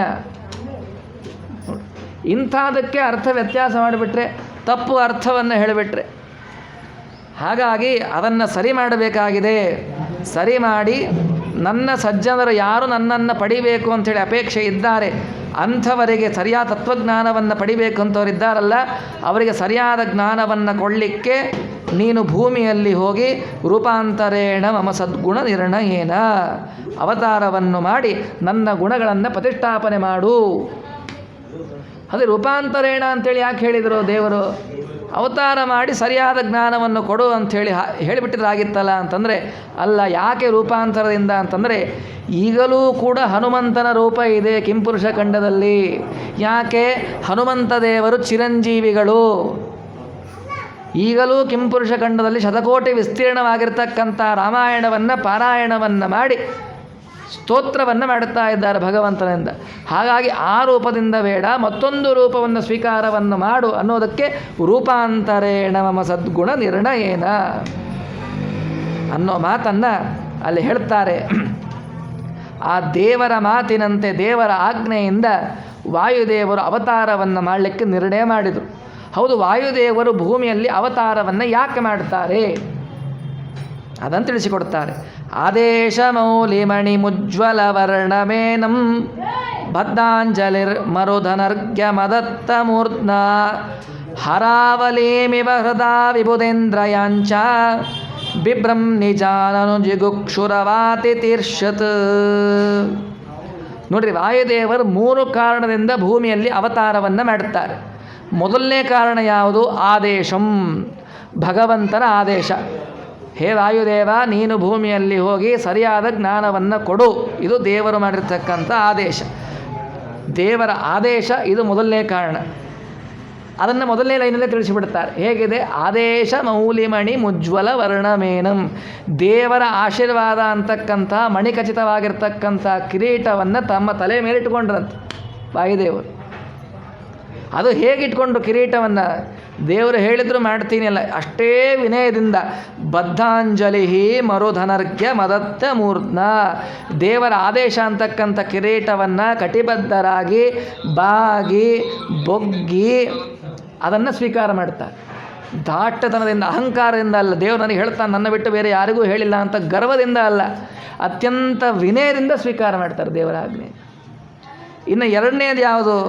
ಎರಡನೇ ಕಾರಣ ವಾಯುದೇವರು ಭೂಮಿಯಲ್ಲಿ ಅವತಾರ ಮಾಡಲಿಕ್ಕೇನು ಅಂತಂದರೆ ದೇವತೆಗಳ ಪ್ರಾರ್ಥನೆ ಅಂತ. ಯಾರು ಪ್ರಾರ್ಥನೆ ಮಾಡಿದರು? ರುದ್ರ ಇಂದ್ರಾದಿ ಎಲ್ಲ ದೇವತೆಗಳು ಬಂದು ನೀವು ಅವತಾರವನ್ನು ಮಾಡಿ ಸರಿಯಾದ ಜ್ಞಾನವನ್ನು ಕೊಡಬೇಕು ಅಂತೇಳಿ ಪ್ರಾರ್ಥನೆ ಮಾಡಿದ್ರಂತೆ. ಅದು ಯಾವ ವಾಕ್ಯ ತಿಳಿಸ್ತದೆ? ಹರಾವಲಿಮಿವ ಹೃದ ವಿಭುಧೇಂದ್ರ ಯಾಂಚ. ಆ ಎಲ್ಲ ದೇವತೆಗಳು ಬಂದು ನೀವು ಅವತಾರವನ್ನು ಮಾಡಿ ಅನುಗ್ರಹವನ್ನು ಮಾಡಬೇಕು ಅಂಥೇಳಿ ಅವರ ಪ್ರಾರ್ಥನೆ. ಇನ್ನು ಮೂರನೇದು ಯಾವುದು? ಜಿಗುಕ್ಷು ಬಿಭ್ರನ್ ನಿಜಾನನು ಜಿಗುಕ್ಷು ರವಾತಿ ತೀರ್ಷತ್. ಜಿಗುಕ್ಷು ಅಂತಂದರೆ ಏನು? ಕಾರುಣ್ಯ. ಎಲ್ಲ ಸಜ್ಜನರು ಸರಿಯಾದ ಜ್ಞಾನವನ್ನು, ದೇವರ ಬಗ್ಗೆ ವಿಷಯವನ್ನು ತಿಳಿಯಬೇಕು ಅಂತ ಯಾರು ಸಜ್ಜನರಿದ್ದಾರೆ ಅವರ ಮೇಲಿನ ಕಾರುಣ್ಯದಿಂದ ಅವತಾರ. ಮೂರು ಕಾರಣದಿಂದ: ಒಂದು ದೇವರ ಆಜ್ಞೆ, ಮತ್ತೊಂದು ರುದ್ರಾದಿಗಳ ಪ್ರಾರ್ಥನೆ, ಮೂರನೆಯದು ಸಜ್ಜನರ ಮೇಲೆ ಕಾರುಣ್ಯದಿಂದ. ಏನು ಖಾಲಿ ಕೆಲಸ, ಖಾಲಿ ಕೂತಿದ್ರು ಅಂತೇಳಿ ಅವತಾರ ಮಾಡಿಲ್ಲ. ಎಷ್ಟು ಕೆಲಸ ಇದೆ ರೀ! 14 ಲೋಕದ ಒಡೆಯರು ವಾಯುದೇವರು, ಸತ್ಯಲೋಕಾಧಿಪತಿಗಳು, ಅವರಿಗೆ ಅನಂತ ಕೆಲಸ ಇದೆ. ಅದನ್ನು ಬಿಟ್ಟು ಯಾಕೆ ಅವತಾರ ಮಾಡಿದರು ಅಂದರೆ ಮೂರೇ ಕಾರಣ: ಆಜ್ಞಾ ಮನ್ಯೇ ರಥಾರ್ಯ ಶಿರಸೆ ಪರಿಸರತ್ ರಶ್ಮಿ ಕೋಟೀರ ಕೋಟೋ ಆಜ್ಞಾ ಮನ್ಯ. ದೇವರ ಆಜ್ಞೆಯಿಂದ ಅವತಾರವನ್ನು ಮಾಡ್ತಾರೆ, ದೇವತೆಗಳ ಪ್ರಾರ್ಥನೆಯಂತೆ ಅವತಾರ ಮಾಡ್ತಾರೆ, ಸಜ್ಜನರ ಮೇಲಿನ ಕಾರಣದಿಂದ ಅವತಾರ ಮಾಡ್ತಾರೆ. ಹೌದು, ಆ ವಾಯುದೇವರ ಅವತಾರವನ್ನು ಸ್ವೀಕಾರವನ್ನು ಮಾಡಲಿಕ್ಕೆ ನಮ್ಮಲ್ಲೇನಿರಬೇಕು? ಅವರ ಅವತಾರ ಮಾಡಲಿಕ್ಕೆ ಮೂರು ಕಾರಣ ಸರಿ ಹೋಯಿತು. ಆದರೆ ಅವರ ಅನುಗ್ರಹವನ್ನು ಪಡೀಲಿಕ್ಕೆ ನಮ್ಮಲ್ಲಿ ಏನಿರಬೇಕು? ಅದನ್ನು ರಾಘವೇಂದ್ರ ಸ್ವಾಮಿಗಳವರು ಪಾದಸಂಕಲ್ಪ ಗದ್ದೆಯಲ್ಲಿ ತಿಳಿಸಿಕೊಡುತ್ತಾರೆ. ರಾಯರಿಗೆ ವಾಯುದೇವರ ಬಗ್ಗೆ ಹೇಳಬೇಕು ಅಂದರೆ ಎಲ್ಲಿಲ್ಲದ ಉತ್ಸಾಹ, ಅಷ್ಟು ಹೆಮ್ಮೆ, ಅಷ್ಟು ಪ್ರೀತಿ, ಅಷ್ಟು ಭಕ್ತಿ, ಉದ್ರೇಕದಿಂದ ಹೇಳ್ತಾರೆ ರಾಘವೇಂದ್ರ ಸ್ವಾಮಿಗಳವರು. ವಾಯುದೇವರ ಮಹಾತ್ಮೆ ನೋಡಬೇಕು ಅಂದರೆ ರಾಯರ ಪ್ರಾತಃಸಂಕಲ್ಪ ಗದ್ದೆ ಹೋದ್ರಿ ಸಾಕು. ಏನು ಅದ್ಭುತ! ವಾಯುದೇವರ ಚಿತ್ರಣವನ್ನು ಅವರಷ್ಟು ಸ್ಪಷ್ಟವಾಗಿ, ಅಷ್ಟು ಅದ್ಭುತವಾಗಿ ಯಾರಿಗೂ ಕೊಡಲಿಕ್ಕೆ ಶಕ್ಯ, ಅಷ್ಟು ಚೆಂದಾಗಿ ಬರೆದಿದ್ದ. ಆ ವಾಯುದೇವರ ಅನುಗ್ರಹವನ್ನು ಪಡಿಬೇಕಂದ್ರೆ ನಾವೇನು ಮಾಡಬೇಕು? ಅದನ್ನು ಹೇಳ್ತಾರೆ. ಅಗ್ನಜ್ಞಾನಾರ್ಥಿ ಜ್ಞಾನಯೋಗ್ಯ ಭಗವತ್ ಕೃಪಾಪಾತ್ರಭೂತ ಸಲ್ಲೋಕ ಕೃಪಾಲು ಬ್ರಹ್ಮರುದ್ರಾದ್ಯರ್ಥಿತ ಭಗವದಾಜ್ಞಾಂ ಶಿರಸಿ ಪರಮಾದರೇಣ ಅನರ್ಘ್ಯ ಶಿರೋರತ್ನವನ್ನಿಧಾಯ ತಥಾ ಅಶೇಷ ದೇವತಾ ಪ್ರಾರ್ಥನಾ ಹಾರವತ್ ಹೃದಯ ನಿಧಾಯ. ನೋಡಿ, ಇಷ್ಟೇ ಕಾರಣವನ್ನು ಹೇಳಿದರು. ಎಲ್ಲ ದೇವತೆಗಳ ಪ್ರಾರ್ಥನೆಯನ್ನು ಮನ್ನಿಸಿ ದೇವರ ಆಜ್ಞೆ ಎಂಬ ರತ್ನವನ್ನು ಸ್ವೀಕಾರ ಮಾಡಿ ಅವತಾರ ಮಾಡಿದರು. ಸರಿ, ನಮ್ಮ ಮೇಲೆ ಅನುಗ್ರಹ ಮಾಡಬೇಕಂದ್ರೆ ನಮ್ಮಲ್ಲೇನಿರಬೇಕು? 4 ಶಬ್ದವನ್ನು ರಾಯರು ಹಾಕ್ತಾರೆ. ಯಾವುದದು? ಮೊದಲನೇದು ಅಗ್ನ ಅಂತಂದರು. ಅಗ್ನ ಅಂದ್ರೇನು? ನಾವು ದೇವರಲ್ಲಿ, ವಾಯುದೇವರಲ್ಲಿ ಹೋಗಿ, ಸ್ವಾಮಿ ನನ್ನಷ್ಟು ಅಜ್ಞಾನಿ ಯಾರೂ ಇಲ್ಲ ಅಂತೇಳಿ ಮೊದಲು ಹೇಳ್ಬಿಡ್ಬೇಕು. ಹೌದು, ನಮಗೆಲ್ಲದ ಜ್ಞಾನ ಏನೂ ಇಲ್ಲ. ನಮ್ಮ ಜ್ಞಾನ ಇರೋ ಸ್ವಲ್ಪಕ್ಕೆ ಎಗರಾಡ್ತಾ ಇರ್ತೀವಿ. ಏನೋ 4 ಶಬ್ದ, 4 ಮಾತು, 4 ಗ್ರಂಥ ಏನೋ ಗುರುಮುಖೇನ ಕೇಳಿಬಿಟ್ರೆ ನಮ್ಮಂಥ ವಿದ್ಯಾವಂತರು ಯಾರೂ ಇಲ್ಲ, ನಾವೇ ಭೂತಳದ ಬೃಹಸ್ಪತಿ ಅಂತಕ್ಕಂಥ ಕೋಡ್ ಬಂದ್ಬಿಡ್ತದೆ ನಮಗೆ. ರಾಯರಂತಾರೆ ಹಾಗೆ ಮಾಡಬೇಡ್ರಿ. ಅಗ್ನ ದೇವರ ಪಾದಕ್ಕೆ, ವಾಯುದೇವರ ಪಾದಕ್ಕೆ ಹೋಗಿ ನನ್ನಂಥ ಅಜ್ಞಾನಿ ಯಾರೂ ಇಲ್ಲ ಅಂಥೇಳಿ ಬೆಳಬೇಕಂತ. ಇದು ಮೊದಲನೇದು, ವಾಯುದೇವ ಅನುಗ್ರಹವನ್ನು ಪಡಿಬೇಕಂದ್ರೆ. ಇನ್ನು ಎರಡನೇದೇನು? ಜ್ಞಾನಾರ್ಥಿ. ಬರೀ ಅಜ್ಞಾನಿ ನೀನು ಅಂಥೇಳಿ ಹೇಳ್ಕೊಂಡ್ರೆ ಅಷ್ಟೇ ಅಲ್ಲ, ಜ್ಞಾನವನ್ನು ಪಡಿಬೇಕು ಅಂತಕ್ಕಂಥ ಅಪೇಕ್ಷೆಯನ್ನು ಪ್ರಾಕಟ್ಯ ಮಾಡಬೇಕು. ಸ್ವಾಮಿ, ನಾನು ಅಜ್ಞಾನಿ ಇದ್ದೇನೆ, ಆದರೆ ನಿಮ್ಮ ಬಗ್ಗೆ ಸರಿಯಾಗಿ ತಿಳ್ಕೊಳ್ಬೇಕು ಅಂತಕ್ಕಂತಹ ಅಪೇಕ್ಷೆ ಇದೆ. ಇದನ್ನು ವಾಯುದೇವರ ಮುಂದೆ ಹೇಳಬೇಕಂತ ನಾವು. ಇದು ಎರಡನೇ ಕಾರಣ. ಇನ್ನು ಮೂರನೇದು ಯಾವುದು? ಬರೇ ನೀನು ಅಜ್ಞಾನಿಯಾಗಿದ್ದೀಯಾ, ನಿನಗೆ ತಿಳ್ಕೊಳ್ಬೇಕು ಅಂತಕ್ಕಂತಹ ಅಪೇಕ್ಷೆ ಇದೆ, ಇಷ್ಟಿದ್ರೆ ಸಾಲೋದಿಲ್ಲ. ಮೂರನೇ ಶಬ್ದವನ್ನು ರಾಯರು ಆಡ್ತಾರೆ, ಜ್ಞಾನ ಯೋಗ್ಯ. ಅವರು ಕೊಟ್ಟದ್ದನ್ನು ಸ್ವೀಕಾರವನ್ನು ಮಾಡ್ತಕ್ಕಂಥ ಯೋಗ್ಯತೆ ನಿನ್ನಲ್ಲಿರಬೇಕು. ಇದೇನು ರೀ ಇದು, ಅವ್ರು ಉಪದೇಶ ಮಾಡ್ತಾ ಸ್ವೀಕಾರ ಮಾಡಿದ್ರೆ ಆಯಿತು, ಏನು ತಪ್ಪು ಅಲ್ಲ. ನೋಡ್ರಿ, ಒಮ್ಮೆ ವಿರೋಚನ ರಾಕ್ಷಸ, ಅವನು ಮತ್ತೊಬ್ಬ ಇಂದ್ರದೇವರು ಇಬ್ಬರೂ ಕೂಡ ಒಟ್ಟಿಗೆ ಅಟ್ ಎ ಟೈಮ್ ಬ್ರಹ್ಮದೇವರ ಹತ್ರ ಪಾಠ ಕಲಿಯಕ್ಕೆ ಹೋದ್ರಂತ. ವಿರೋಚನ, ಇಂದ್ರ, ಬ್ರಹ್ಮದೇವರು ಇಬ್ಬರಿಗೂ ಪಾಠ ಹೇಳ್ತಾರೆ. ಬ್ರಹ್ಮದೇವರು ಹೇಳಿದ್ದು ಸರಿಯಾಗಿ ಅರ್ಥ ಆಗಿದ್ದು ಇಂದ್ರನಿಗೆ, ಉಲ್ಟಾ ಅರ್ಥ ಆಗಿದ್ದು ವಿರೋಚನಿಗೆ. ನೋಡ್ರಿ, ಹೇಳಿದ್ದು ಗುರುಗಳು ಒಬ್ಬರೇ ಬ್ರಹ್ಮದೇವರು, ಸರಿಯಾಗಿ ಅರ್ಥವನ್ನು ಮಾಡಿಕೊಂಡಿದ್ದು ಇಂದ್ರದೇವರು, ತಪ್ಪಾಗಿ ಅರ್ಥವನ್ನು ಮಾಡಿಕೊಂಡಿದ್ದು ವಿರೋಚನ. ಹಾಗಾದರೆ ಜ್ಞಾನ ಅವರೇನೋ ಕೊಡ್ತಾರೆ, ತೆಗೆದುಕೊಳ್ತಕ್ಕಂತಹ ಯೋಗ್ಯತೆ ನಮ್ಮಲ್ಲಿ ಬೇಕಲ್ಲ, ಅದು ಮೂರನೇದು ಜ್ಞಾನ ಯೋಗ್ಯ ಅಂತಂದ್ರೆ ರಾಘವೇಂದ್ರ ಸ್ವಾಮಿಗಳವರು. ಹೌದು, ನೀನು ಅಜ್ಞಾನಿ ಸರೆ, ನಿನಗೆ ಜ್ಞಾನವನ್ನು ಪಡಿಬೇಕು ಅಂತೇಳಿ ಅಪೇಕ್ಷೆ ಇದೆ, ಜ್ಞಾನಾರ್ಥಿ ಸರೆ, ಅದಕ್ಕೆ ಬೇಕಾಗಿರ್ತಕ್ಕಂಥ ಯೋಗ್ಯತೆ ಜ್ಞಾನ ಯೋಗ್ಯ ಆಗಬೇಕು, ಅದಕ್ಕೆ ವ್ರತಾದಿಗಳು ಸರೆ. ಬರೀ ಇಷ್ಟಿದ್ರೆ ಸಾಕ, ವಾಯುದೇವರು ಅನುಗ್ರಹ ಮಾಡ್ತಾರ, ಜ್ಞಾನವನ್ನು ಕೊಡ್ತಾರ? ಅಲ್ಲ ಅಂದ್ಬಿಟ್ರೆ ರಾಘವೇಂದ್ರ ಸ್ವಾಮಿಗಳು. ಮತ್ತು ಅದಕ್ಕೊಂದು ಅಬ್ಜೆಕ್ಟಿವ್ ಹೇಳ್ತಾರೆ, ಏನಂತ? ಭಗವತ್ ಕೃಪಾ.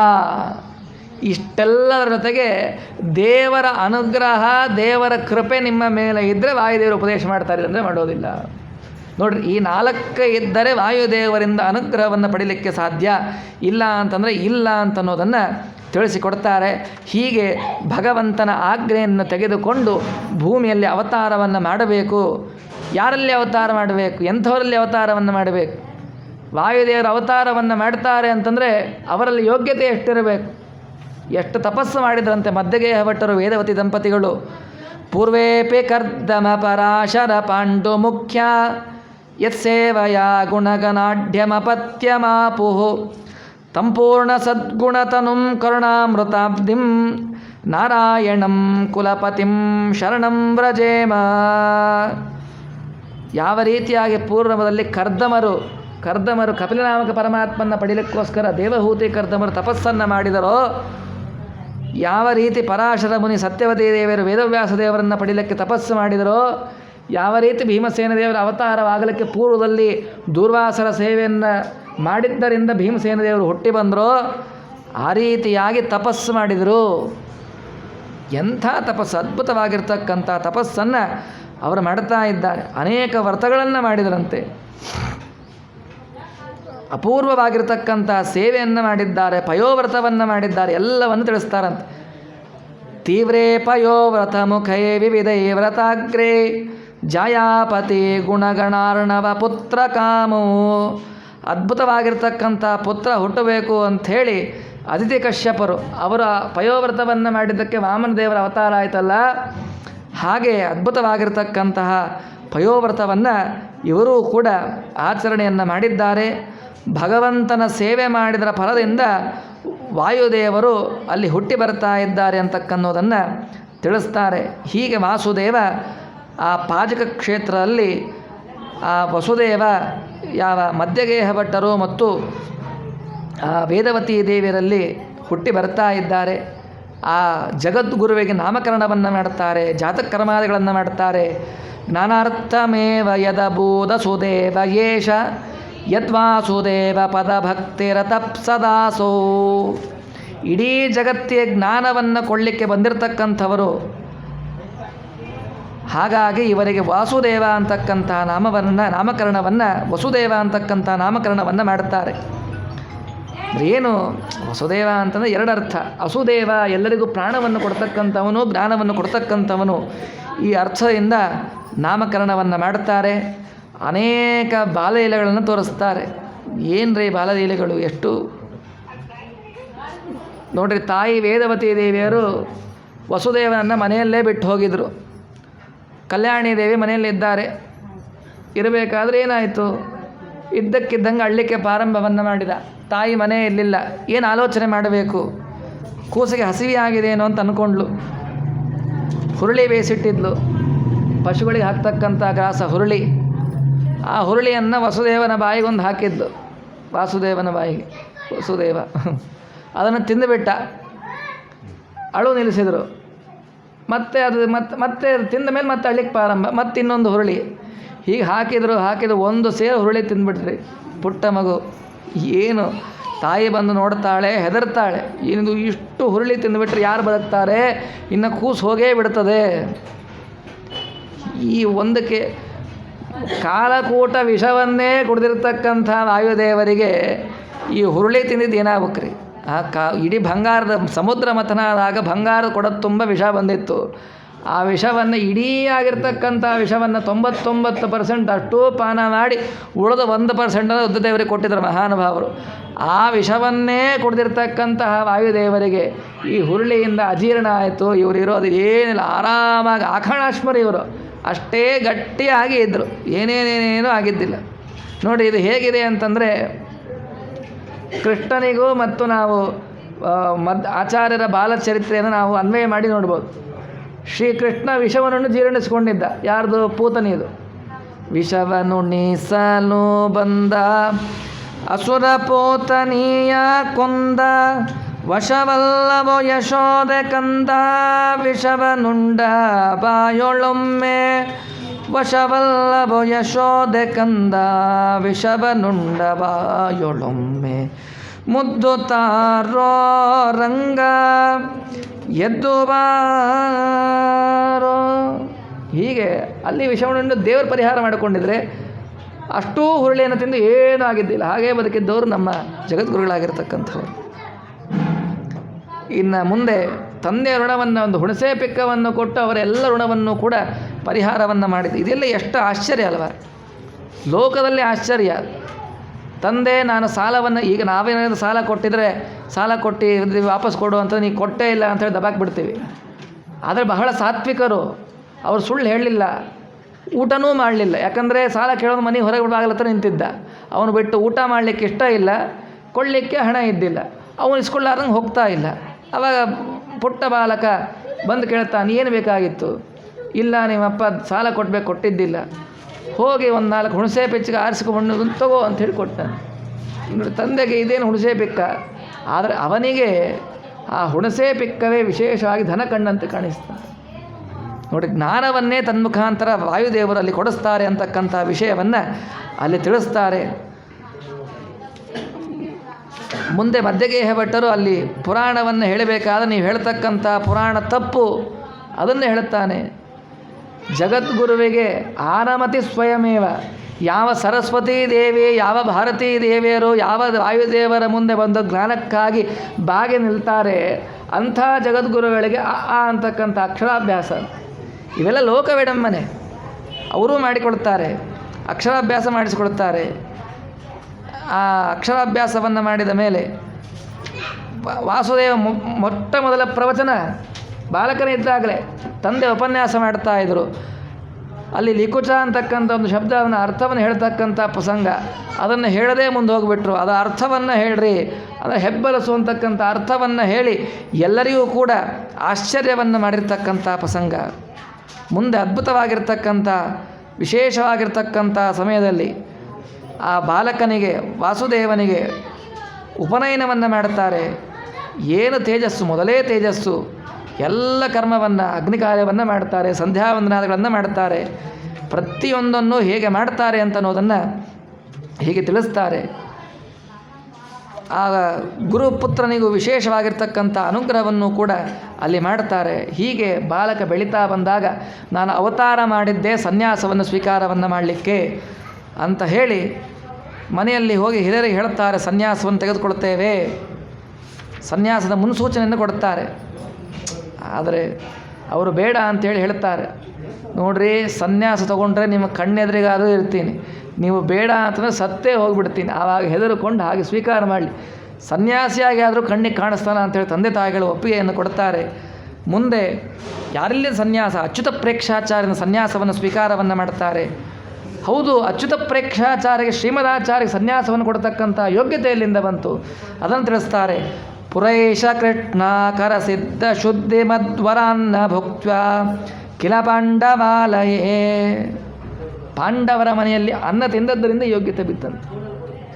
ಪಾಂಡವರ ಮನೆಯಲ್ಲಿ ದ್ರೌಪದಾದೇವಿಯರು ಮಾಡಿದ ಅಡಿಗೆ, ಭೀಮಸೇನ ದೇವರು ಮಾಡಿದ ನೈವೇದ್ಯ, ಇದನ್ನು ತಿಂದಿದರ ಪುಣ್ಯದಿಂದ ಅಚ್ಯುತ ಪ್ರೇಕ್ಷರಾಗಿ ಹುಟ್ಟಿ ಬಂದು ಇವರಿಗೆ ಆಶ್ರಮವನ್ನು ಕೊಡ್ತಕ್ಕಂತಹ ಪ್ರಸಂಗ ಅಂತನ್ನೋದು ಅಲ್ಲಿ ಬಂತು.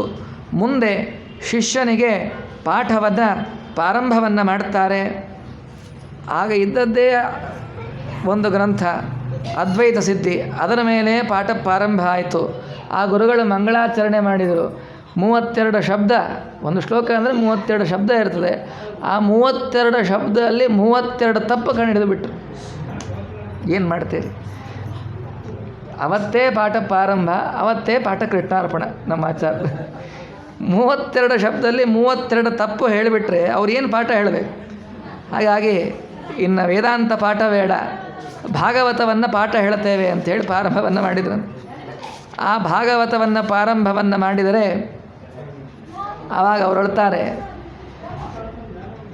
ಪೂರ್ಣಪ್ರಜ್ಞಾ ಅಂಥೇಳಿ ಆಶ್ರಮನಾಮವನ್ನು ಕೊಟ್ಟಿದ್ದರು. ಭಾಗವತ ಪ್ರಾರಂಭವನ್ನು ಮಾಡಿದಾಗ ಇದು ಹೀಗಲ್ಲ, ನೀವು ಹೇಳ್ತಾ ಇರೋದು ತಪ್ಪು, ಇದು ಈ ರೀತಿಯಾಗಿ ಅರ್ಥವನ್ನು ಹೇಳಬೇಕು ಅಂಥೇಳಿ ಅಲ್ಲಿ ಹೇಳ್ತಾರೆ. ಆವಾಗ ನಿನಗೆ ಹೇಗೆ ಗೊತ್ತು? ಅಲ್ಲಿ 3-4 ವರ್ಷನ್ ಭಾಗವತದ ಪುಸ್ತಕ ಇತ್ತು, ಯಾವುದು ಸರಿ ಅಂತ ಹೇಳಿ ನಿಮಗೆ ಹೇಗೆ ಗೊತ್ತು? ನಮಗೆ ಗೊತ್ತು, ಯಾಕಂದರೆ ವೇದವ್ಯಾಸದಿಂದ ಸಾಕ್ಷಾತ್ ನಾವು ಪಾಠ ಕೇಳಿ ಇದೇ ಸರಿ ಅಂತ ಅನ್ನೋದನ್ನು ತೋರಿಸಿಕೊಡ್ತಾರೆ ಗುರುಗಳಿಗೆ. ಭಾಗವತದ ಶುದ್ಧ ಪಾಠವನ್ನು ಜಗತ್ತಿಗೆ ಕೊಟ್ಟಿರ್ತಕ್ಕಂತಹ ಮಹಾನುಭಾವರು. ಒಮ್ಮೆ ಗಂಗಾ ಸ್ನಾನವನ್ನು ಮಾಡಿಸಬೇಕು ಅಂಥೇಳಿ ಅವರಿಗೆ ಅನಿಸ್ತಂತೆ. ಆವಾಗ ಇವರಿಗೆ ಶಿಷ್ಯ ಹೋಗ್ತಾನಲ್ಲ ಅಂತಕ್ಕಂತಹ ವಿರಹ ಏನು ಮಾಡಬೇಕು? ಆವಾಗ ಅವರಿಗೆ ಅನಂತಾಸನದಲ್ಲಿ ಇಲ್ಲೇ ಗಂಗೆ ಬರ್ತಾಳೆ, ನೀವಿದ್ದಲ್ಲೇ ಗಂಗೆ ಬರ್ತಾಳೆ. ಯಾಕೆ? ಗಂಗಾದೇವಿ, ಗಂಗೆ ಜನರು ಮಾಡಿದ ಬಾಹ್ಯವಾದ ಪಾಪವನ್ನು ಕಡಿಲಿಕ್ಕೆ ಸಾಮರ್ಥ್ಯ ಇದೆ. ಆದರೆ ಶ್ರೀಮದಾಚಾರ್ಯರ ಶಾಸ್ತ್ರ ಅಂತಕ್ಕಂಥ ಗಂಗೆ ಏನಿದೆ ಅದಕ್ಕೆ ಎಲ್ಲ ಪಾಪಗಳನ್ನು ಕೂಡ ತಳಿಲಿಕ್ಕೆ ಸಾಧ್ಯ ಇದೆ. ನಾವೆಲ್ಲ ಹೋಗಿ ಗಂಗಾ ಸ್ನಾನವನ್ನು ಮಾಡಿ ನಮ್ಮ ಪಾಪವನ್ನು ಕಳ್ಕೊಂಡು ಬರ್ತೇವೆ. ಆದರೆ ಈ ಗಂಗೆ ತನಗೆ ಪಾಪ ಹತ್ತಲ್ಲ, ಅದನ್ನ ಎಲ್ಲಿ ಕಲ್ಕೊಳ್ತಾಳೆ? ತೀರ್ಥೀ ಕುರುವಂತಿ ತೀರ್ಥಾನಿ. ಹೀಗೆ ವಾಯುದೇವರ ಹತ್ತಿರನೇ ಬಂದು, ಶ್ರೀಮದಾಚಾರ್ಯ ಹತ್ತಿರ ಬಂದು ಯಾವಾಗ ಶ್ರೀಮದಾಚಾರ್ಯ ಅದರಲ್ಲಿ ಅವಳಲ್ಲಿ ಅವಗಾಹನವನ್ನು ಮಾಡಿದರೋ ಅವಳ ಪಾಪವೆಲ್ಲ ನಿಲ್ಲಾಗಿ ಹೋಗಿಬಿಡ್ತದೆ ನೋಡಿರಿ. ಹಾಗಾಗಿ ಅಂತಹ ದೊಡ್ಡ ಮಹಾನುಭಾವರು ಅಲ್ಲಿ ಬರ್ತಾರೆ ಅಂಥೇಳಿ ಆ ವಿಷಯವನ್ನು ಕೂಡ ಅಲ್ಲಿ ತಿಳಿಸ್ತಾರೆ. ಮುಂದೆ ಅವರಿಗೆ ಬದರಿ ಯಾತ್ರೆಗೆ ಹೋಗಬೇಕು ಅಂತಕ್ಕಂಥ ಅಪೇಕ್ಷೆ ಬಂತು. ಅಪೇಕ್ಷೆ ಬಂದಾಗ ಗುರುಗಳಿಗೆ ಹೇಳಿದರು. ಹೇಳಿ ಅವರಿಗೋಸ್ಕರ ಒಂದು ಗ್ರಂಥವನ್ನು ಜ್ಯೇಷ್ಠಯತಿಗಳು ಅಂತ ಹೇಳಿದರು. ಅವರಿಗೂ ಕೂಡ ಇವರ ವಿರಹವನ್ನು ತಾಳಲಿಕ್ಕಾಗಲಿಲ್ಲ. ಅದಕ್ಕೋಸ್ಕರ ಅದಕ್ಕಿಂತ ಮುಂಚೆ ವಿಷ್ಣು ಸಹಸ್ರನಾಮಕ್ಕೆ ಅನೇಕ ಅರ್ಥವನ್ನು ಹೇಳಿದ್ದು, ಐತರೇಯ ಶ್ರುತಿಯನ್ನು ಪಾಠವನ್ನು ಮಾಡಿದ್ದು ಇವೆಲ್ಲವೂ ಕೂಡ ಇದೆ. ಅವರ ಗಂಗಾ ಯಾತ್ರೆಯ ವರ್ಣನವನ್ನು ನೋಡೋದು ಅಂತಾದರೆ ಅವರು ಗಂಗೆಗೆ ಹೋಗಬೇಕು ಅಂತಕ್ಕಂಥ ಸಂಕಲ್ಪವನ್ನು ಅಲ್ಲಿ ಮಾಡಿಕೊಂಡಿದ್ದಾರೆ. ಅದಕ್ಕಿಂತ ಮುಂಚೆ ದಕ್ಷಿಣದ ಯಾತ್ರೆ ಎಲ್ಲವನ್ನೂ ಕೂಡ ಮಾಡಿಕೊಂಡು ಆ ಗಂಗಾ ಯಾತ್ರೆ, ಆ ಬದ್ರಿನಾರಾಯಣದ ದರ್ಶನಕ್ಕೆ ಅಲ್ಲಿ ಬರ್ತಾರೆ. ಬದಲಿಗೆ ಬಂದಿದ್ದಾರೆ.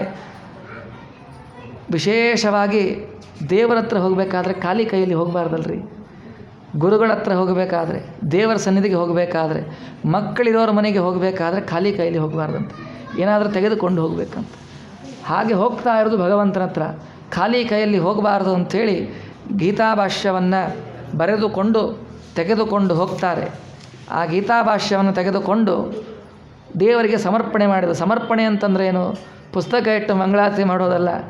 ಆ ಬದ್ರೀನಾರಾಯಣ ಸನ್ನಿಧಾನದಲ್ಲೇ ಆ ಗೀತಾಭಾಷ್ಯದ ಪಾಠವನ್ನು ಸತ್ಯತೀರ್ಥರೇ ಮೊದಲಾದ ಎಲ್ಲ ಶಿಷ್ಯರಿಗೂ ಕೂಡ ಪಾಠವನ್ನು ಮಾಡ್ತಾರೆ. ಅಲ್ಲಿ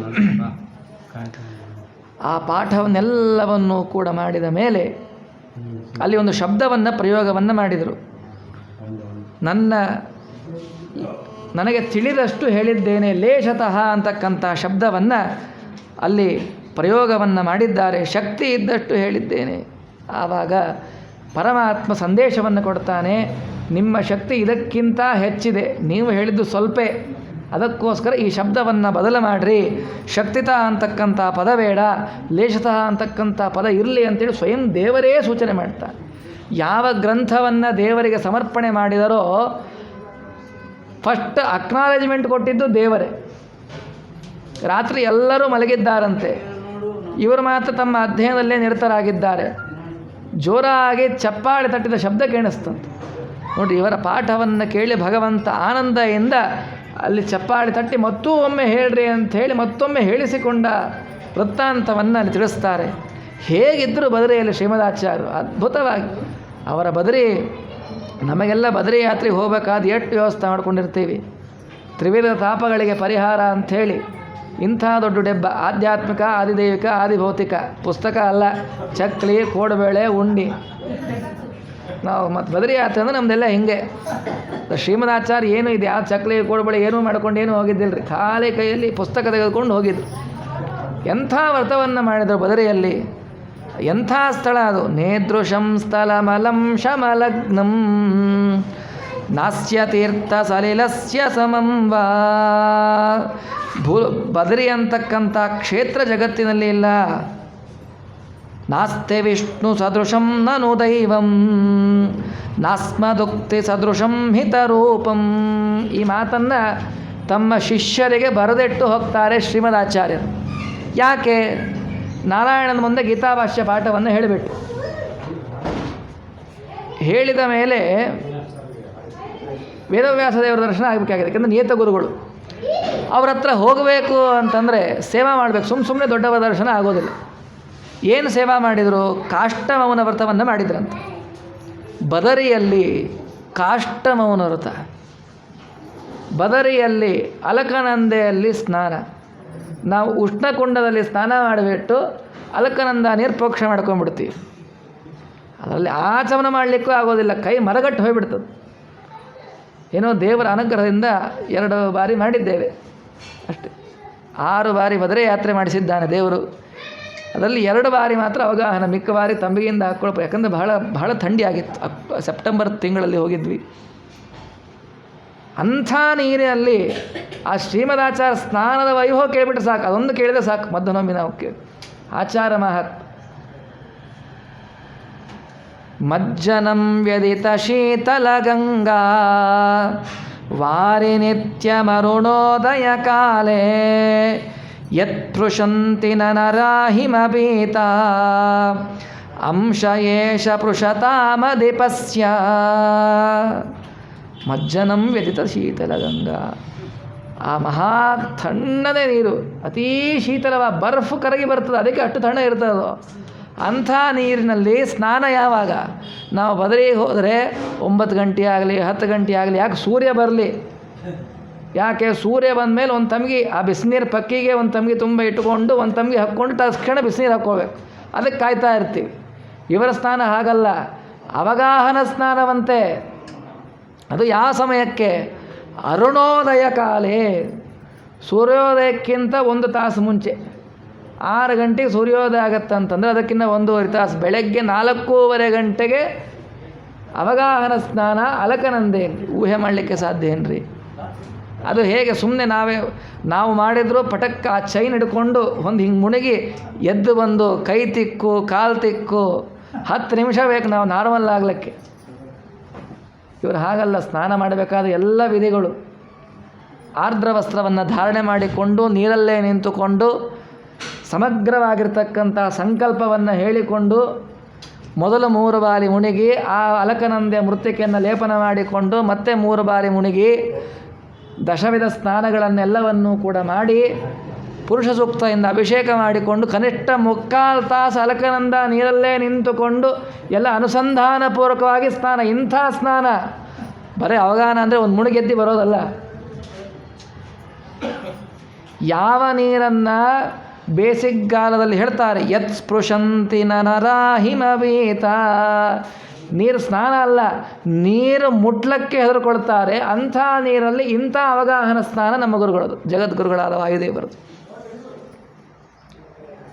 ಇಂಥ ಅದ್ಭುತವಾಗಿರ್ತಕ್ಕಂಥ ಸ್ನಾನ. ಅವ್ರಿಗೇನಾಗಿಲ್ಲೇನ್ರಿ? ಯಾಕೆ ಆಗ್ತದ್ರಿ? ಆ ಚಳಿಗೆ ಚಳಿಯ ಗುಣವನ್ನು ಕೊಟ್ಟವರೇ ವಾಯುದೇವರು. ಆ ಥಂಡಿಗೆ ಆ ಬರ್ಫಿಗೆ ಆ ಗುಣ ಏನದರಲ್ಲಿದೆ ಅಲ್ಲ, ಆ ಗುಣ ಅದರಲ್ಲಿ ಅಭಿವ್ಯಕ್ತಿ ಆದದ್ದೇ ವಾಯುದೇವರಿಂದ. ಅವ್ರಿಗೇನಾಗಲಿ? ಏನೂ ಆಗಲಿ, ಆರಾಮಾಗಿ ಇಂಥ ಸ್ನಾನವನ್ನು ಮಾಡಿ ಆ ಬದರಿನಾರಾಯಣ ಸನ್ನಿಧಾನದಲ್ಲಿ ವಿಶೇಷವಾಗಿ ಪೂಜೆಯನ್ನು ಮಾಡ್ತಾ 48 ದಿವಸಗಳ ಕಾಲ ಶಿಷ್ಯರಿಗೆ ಪಾಠವನ್ನು ಹೇಳಿ ಕಾಷ್ಟಮೌನ ವ್ರತ. ಕಾಷ್ಟಮೌನ ವ್ರತ ಅಂದರೆ ಮಾತಾಡೋದೇ ಇಲ್ಲ, ಮಾತೇ ಇಲ್ಲ. ಕಾಷ್ಟವತ್ ಮೌನ, ಕಾಷ್ಟಮೌನ. ಕಟ್ಟಿಗೆ ಇದ್ದದ್ದು ಕಟ್ಟಿಗೆ ಮಾತಾಡ್ತದೇನ್ರಿ? ಏನು ಮಾತಾಡೋದು? ಕಟ್ಟಿಗೆ ಕೊರಡು ಬಿದ್ದಿದ್ದು ಸುಮ್ಮನೆ ಹಾಗೆ. ಈ ಮಣಿ ಮಾತಾಡ್ತಾ ಕಟ್ಟಿಗೆನೇ ಇದು. ಮಾತಾಡಿದ್ರು ಬಾಯಿ ತೆಗೆದ್ರು ಪಾಠ ಹೇಳಕ್ಕೆ. ಈ ಕೆಲವರು ಮಾಡ್ತಾ ಇರ್ತಾರೆ ಚಾತುರ್ಮಾಸದಲ್ಲಿ ಮೌನ ವ್ರತ ಅಂಥೇಳಿ. ಮೌನವ್ರತ ಮಾಡಿರ್ತಾರೆ, ಮಠಕ್ಕೆ ಊಟಕ್ಕೆ ಹೋಗಿರ್ತಾರೆ, ಬಡಿಸೋನು ಒಂದೇ ಜಿಲೇಬಿ ಬಡಿಸೋಗಿರ್ತಾನೆ. ಏನು ಮಾಡಬೇಕು? ಮಾತು ಬಿಡೋ ಹಾಗಿಲ್ಲ. ಜಿಲೇಬಿ ಬಿಡಲಿಕ್ಕೆ ಇವ್ರಿಗೆ ಮನಸ್ಸು ಬರ್ತಾ ಇಲ್ಲ, ಅಪೇಕ್ಷೆ.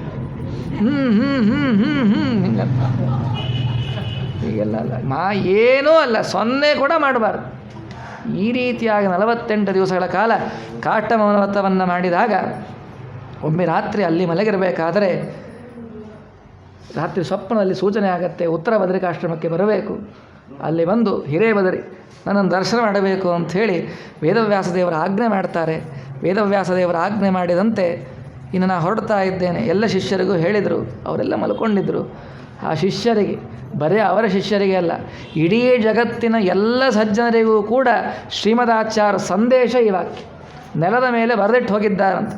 ನೇದೃಶಂ ಸ್ಥಲಮಲಂ ಶಮಲಗ್ನಂ ನಾಸ್ಯ ತೀರ್ಥ ಸಲಿಲಸ್ಯ ಸಮಂ ವಾ ನಾಸ್ತಿ ವಿಷ್ಣು ಸದೃಶಂ ನನು ದೈವಂ ನಾಸ್ಮದುಕ್ತಿ ಸದೃಶಂ ಹಿತರೂಪಂ. ಪಾಪವನ್ನು ಪರಿಹಾರವನ್ನು ಮಾಡ್ತಕ್ಕಂಥ ಸ್ಥಳಗಳಲ್ಲಿ ಇಡೀ ಜಗತ್ತಿನಲ್ಲಿ ಬದರಿಕಾಶ್ರಮದಂಥ ಮತ್ತೊಂದು ಸ್ಥಳ ಇಲ್ಲ ಪಾಪನಾಶ ಆಗಲಿಕ್ಕೆ. ಯಾಕೆ? ಮನೆಯಲ್ಲಿ 10 ಗಾಯತ್ರಿ ಮಾಡಿದರೆ ಏನು ಪುಣ್ಯ ಬರ್ತದೋ ಅದರ 10 ಪಟ್ಟು ಹೆಚ್ಚಿನ ಪುಣ್ಯ ಬರ್ತದೆ. ಯಾಕೆ ಇಲ್ಲಿ ಧರ್ಮ ಮಾಡೋದು ಕಷ್ಟ? ಯಾಕಂದರೆ ಅಂಥ ಪರಿಸ್ಥಿತಿ, ಅಂಥ ಚಳಿ. ಇನ್ನು ಅಲ್ಲಿರ್ತಕ್ಕಂಥ ಗಂಗೆ ಅಂತ ನೀರು ಅಲಕನಂದೆ, ಅದರಂಥ ತೀರ್ಥ ಮತ್ತೊಂದು ಇಲ್ಲ. ಅಲ್ಲಿರ್ತಕ್ಕಂಥ ದೇವತೆ ವಿಷ್ಣು ನಾರಾಯಣ, ಬದ್ರಿನಾರಾಯಣ, ಅವನಂಥ ದೇವತೆ ಇಲ್ಲ. ನೋಡಿ, ಪಂಚಮಸ್ಕಂದ ಭಾಗದಲ್ಲಿ ಹೇಳ್ತಾರೆ, ಇಡೀ ಭಾರತದ ಕುಲದೇವರು ಯಾರು? ನಮ್ಮ ಮನೆಗೆ ಒಬ್ಬರು ಕುಲದೇವರು ಇರ್ತಾರೆ, ವೆಂಕಪ್ಪ, ನರಸಿಂಹದೇವರು. ಇಡೀ ಭಾರತದ ಕುಲದೈವ ಬದ್ರಿನಾರಾಯಣ. ಆ ವಿಷ್ಣುವಿಗೆ ಸದೃಶವಾಗಿರ್ತಕ್ಕಂಥ ದೇವತೆ ಇಲ್ಲ. ಅಷ್ಟೇ ಅಲ್ಲ, ನಾಸ್ಮದುಕ್ತಿ ಸದೃಶಂ ಹಿತರೂಪಂ, ನನ್ನ ಮಾತಿನಂಥ ಹಿತಕರವಾಗಿರ್ತಕ್ಕಂಥ ಮಾತು ಮತ್ತೊಂದು ಇಲ್ಲ ಅಂತಕ್ಕಂಥ ಮಾತನ್ನು ಹೇಳಿ, ಈಗ ನಾವಾಗಿದ್ದರೆ ವೇದವ್ಯಾಸದೇವರು ಕರೆದಾರೆ, ಚಟಾರ್ ಅಂತ ಹೋಗಿ ವೇದವ್ಯಾಸದೇವ್ರನ್ನ ಪಟಾರ್ ಅಂತೇಳಿ ದರ್ಶನ ಮಾಡಿಕೊಂಡು ಚಟಾರ್ ಅಂತ ಬಂದುಬಿಡ್ತೀನಿ, ನೀವು ಬಿಸಿನೀರು ಕಾಸಿಟ್ಟಿರಿ, ಇಷ್ಟು ಅಡುಗೆ ಮಾಡಿಟ್ಟಿರಿ, ಬಂದು ನೈವೇದ್ಯ ಮಾಡ್ತೀನಿ, ಊಟ ಮಾಡ್ತೀನಿ. ನಮ್ಮದೆಲ್ಲ ಹಿಂಗೆ ಪ್ಲಾನಿಂಗ್ ಇರ್ತಾವೆ. ಇಂತಲ್ಲಿ ಹೋದಾಗ ಇಂತಲ್ಲಿ ಹೋಗಿ ಈ ಮಟ್ಟಕ್ಕೆ ಫೋನ್ ಮಾಡಿ ನಾವು ಎಷ್ಟು ಗಂಟೆಗೆ ಊಟಕ್ಕೆ ಬರ್ತೀವಿ, ಲೇಟ್ ಆದರೂ ಸ್ವಲ್ಪ ಅಗಲು ತೆಗೆಸಿಡ್ರಿ. ಶ್ರೀಮದಾಚಾರ್ಯ ಯಾತ್ರೆಗೆ ಹೋಗಬೇಕಾದ್ರೆ ಏನಂದರು? ಅವ್ರು ಏನು ಹೇಳಲಿಲ್ಲ, ನಾನು ಹೊರಟಿದ್ದೇನೆ. ಯಾಕೆ? ಮತ್ತೆ ನಾನು ಬರೋದು ಬಿಡೋದು ದೇವರ ಕೈಯಲ್ಲೇ ಇದೆ. ನೋಡ್ರಿ, ಅವನು ಈಶ, ನಾನು ದಾಸ ಅನ್ನೋದನ್ನು ತಮ್ಮ ನಡೆಗಳಿಂದ ಹೆಜ್ಜೆ ಹೆಜ್ಜೆಯಲ್ಲಿ ತೋರಿಸಿಕೊಡ್ತಾರೆ ಶ್ರೀಮದಾಚಾರ್ಯ. ನಾನು ವಾಪಸ್ ಬರ್ತೀನೋ ಇಲ್ಲೋ ಗೊತ್ತಿಲ್ಲ, ಅದು ವಾಪಸ್ ಬರೋದು ಬಿಡೋದು ಅದು ದೇವರ ಸಂಕಲ್ಪ. ಅವನ ಸಂಕಲ್ಪ ಇದ್ದರೆ ವಾಪಸ್ ಬರ್ತೀನಿ, ಇಲ್ಲ ವಾಪಸ್ ಬಂದಿಲ್ಲ, ಈ ನಾನೇನು ಮಾತು ಬರೆದಿದ್ದೇನಲ್ಲ ಇದೇ ಗುರುಪದೇಶ ಅಂತೇಳಿ ಸ್ವೀಕಾರ ಮಾಡ್ಕೊಂಡು ನಡೀರಿ. ಯಾವ ಮಾತನ್ನು ಶ್ರೀಮದಾಚಾರ್ಯ ಬದರಿಕಾಶ್ರಮದಲ್ಲಿ ಶಿಷ್ಯರಿಗೋಸ್ಕರ ನೆಲದ ಮೇಲೆ ಬರೆದಿಟ್ಟು ಹೋಗಿದ್ದರು. ಪೇಜಾಸೋಣ ನೆನೆಸ್ಬೇಕ್ರಿ ನಾವು ವಿಶ್ವೇಶ ತೀರ್ಥರನ್ನು. ಅವರು ಬದರಿ ಯಾತ್ರೆಯನ್ನು ಮಾಡಿದಾಗ ಬದರಿಯಲ್ಲಿ ಒಂದು ಮಂಗಳ ಮಾಡಿದ್ರಂತೆ, ಸುಧಾಮಂಗಳ. ಅಲ್ಲಿ ಮಾಡಿದಾಗ ಈ ವಾಕ್ಯವನ್ನು ಕಲ್ಲಿನ ಮೇಲೆ ಹಿಂದಿಯಲ್ಲಿ ಕನ್ನಡದಲ್ಲಿ ಎರಡೂ ಭಾಷೆಯಲ್ಲಿ ಬರೆಸಿ ನೀವು ಬದ್ರೀನಾರಾಯಣ ದರ್ಶನ ಮಾಡಿಕೊಂಡು ಹಿಂಭಾಗ ಮುಂದೆ ಘಂಟಾಕರ್ಣನತ್ತ ಬರಬೇಕಾದ್ರೆ ಅಲ್ಲಿ ಗೋಡೆ ಮೇಲೆ ಹಾಕಿದ್ದಾರೆ. ಶ್ರೀಮದಾಚಾರ್ಯರ ಮಾತನ್ನು ಈಗಲೂ ಕಲ್ಲಿನ ಮೇಲೆ ಕೆತ್ತಿಸಿ ಆಚಂದ್ರಾರ್ಕವಾಗಿ ಅಲ್ಲಿ ಇರುವಂತೆ ಮಾಡಿದ್ದಾರೆ. ಅವರಿಗೆ ದೊಡ್ಡ ನಮಸ್ಕಾರ ಮಾಡಬೇಕು ಅಲ್ಲ. ನೋಡ್ರಿ, ಆ ಶ್ರೀಮದಾಚಾರ್ಯರ ಮಾತು ಅವರದೇ ಸ್ಥಳ, ಅವರ ಸ್ಥಳದಲ್ಲಿ ಅವರಿಗೆ ಹಾಕಿಸಿಕೊಟ್ಟಿದ್ದಾರಲ್ಲ. ಹೀಗೆ ಹೇಳಿ ಬದರಿಕಾಶ್ರಮಕ್ಕೆ ಹೋಗ್ತಾರೆ. ಗುರುಗಳ ಮೇಲೆ ಭಕ್ತಿ ಸತ್ಯತೀರ್ಥರಿಗೆ ಅವರನ್ನು ಹಿಂಬಾಲಿಸಿಕೊಂಡು ಎಷ್ಟೋ ದೂರ ಹೋಗ್ತಾರೆ. ಅತ್ಯಂತ ದುರ್ಗಮ. ಏನು ಇವ್ರು ನಡೆಯೋದು ಅಂತಂದರೆ ಸಾಮಾನ್ಯವಾ? ಅವ್ರು 10 ಕಿಲೋಮೀಟರ್ ದೂರ ಹೋದರೆ ಇವರು ಇನ್ನೂ 1 ಹೆಜ್ಜೆ ನಡೆದಿರ್ತಾರೆ 10 ಕಿಲೋಮೀಟರ್. ಅಂಥ ವೇಗ ವಾಯುದೇವರು ಇವರು. ಹಾಗೂ ಸಾಯಂಕಾಲ ಆಗುವವರೆಗೂ ಹಿಂಬಾಲಿಸಿಕೊಂಡು ಬರ್ತಾರೆ. ಕೊನೆಗೆ ಆಗಲಿಲ್ಲ, ಶಿಷ್ಯನಿಗೆ ಇನ್ನು ಇಲ್ಲಿ ಬರಲಿಕ್ಕೆ ಆಗೋದಿಲ್ಲಪ್ಪ, ನೀನು ವಾಪಸ್ ಹೋಗಬೇಕು ಅಂತೇಳಿ ಹೇಳ್ತಾರೆ. ಅಷ್ಟು ಹೇಳಿ ದಾರಿ ಗೊತ್ತಿಲ್ಲ ಅವ್ರು ಹೆಂಗೆ ಹೋಗಬೇಕು. ನೀವು ಕಣ್ಣು ಮುಚ್ಚರಿ, ಒಂದು ಕ್ಷಣದಲ್ಲಿ ಎಲ್ಲಿದ್ದರೂ ಅಲ್ಲಿ ಆ ಬದ್ರೀನಾರಾಯಣ ಅನಂತ ಮಠ ಅಂತೇಳಿದ್ರೆ ಅಲ್ಲಿ ತಂದು ನಿಲ್ಲಿಸಿಬಿಡ್ತಾರೆ. ಏನು ವಾಯುದೇವರ ಸಾಮರ್ಥ್ಯ. ಇಷ್ಟು ಮಾಡಿ ಆ ಸಪ್ತಮ ಸರ್ಗದಲ್ಲೆಲ್ಲ ವಿಶೇಷವಾಗಿ ವೇದವ್ಯಾಸ ದೇವರನ್ನು ಕಂಡದ್ದು, ಆ ಪರ್ವತಗಳು ಹೇಗೆ ಅವೆಲ್ಲವನ್ನು ವರ್ಣನೆಯನ್ನು ಮಾಡಿ ವೇದವ್ಯಾಸ ದೇವರಲ್ಲಿಗೆ ವಿಶೇಷವಾಗಿ ಪ್ರಾರ್ಥನೆಯನ್ನು ಮಾಡುತ್ತಾರೆ. ಇನ್ನು ನಾನು ಇಲ್ಲೇ ಎದ್ದು ಬಿಡುತ್ತೇನೆ, ಭೂಮಿಗೆ ಹೋಗೋದಿಲ್ಲ ಅಂಥೇಳಿ ವೇದವ್ಯಾಸ ದೇವರಿಗೆ ಹೇಳಿದಾಗ ವೇದವ್ಯಾಸದೇವರು ಹೇಳ್ತಾರೆ, ಅಲ್ಲಿ ಉಪದೇಶವನ್ನು ಮಾಡ್ತಾರೆ, ಆಲಿಂಗವನ್ನು ಕೊಡ್ತಾರೆ.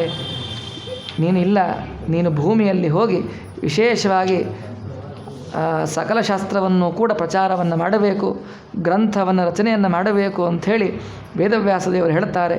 ಹೇಳಿ ಮತ್ತಲ್ಲಿಂದ ನಾರಾಯಣತ್ತ ಕರ್ಕೊಂಡು ಹೋಗ್ತಾರೆ.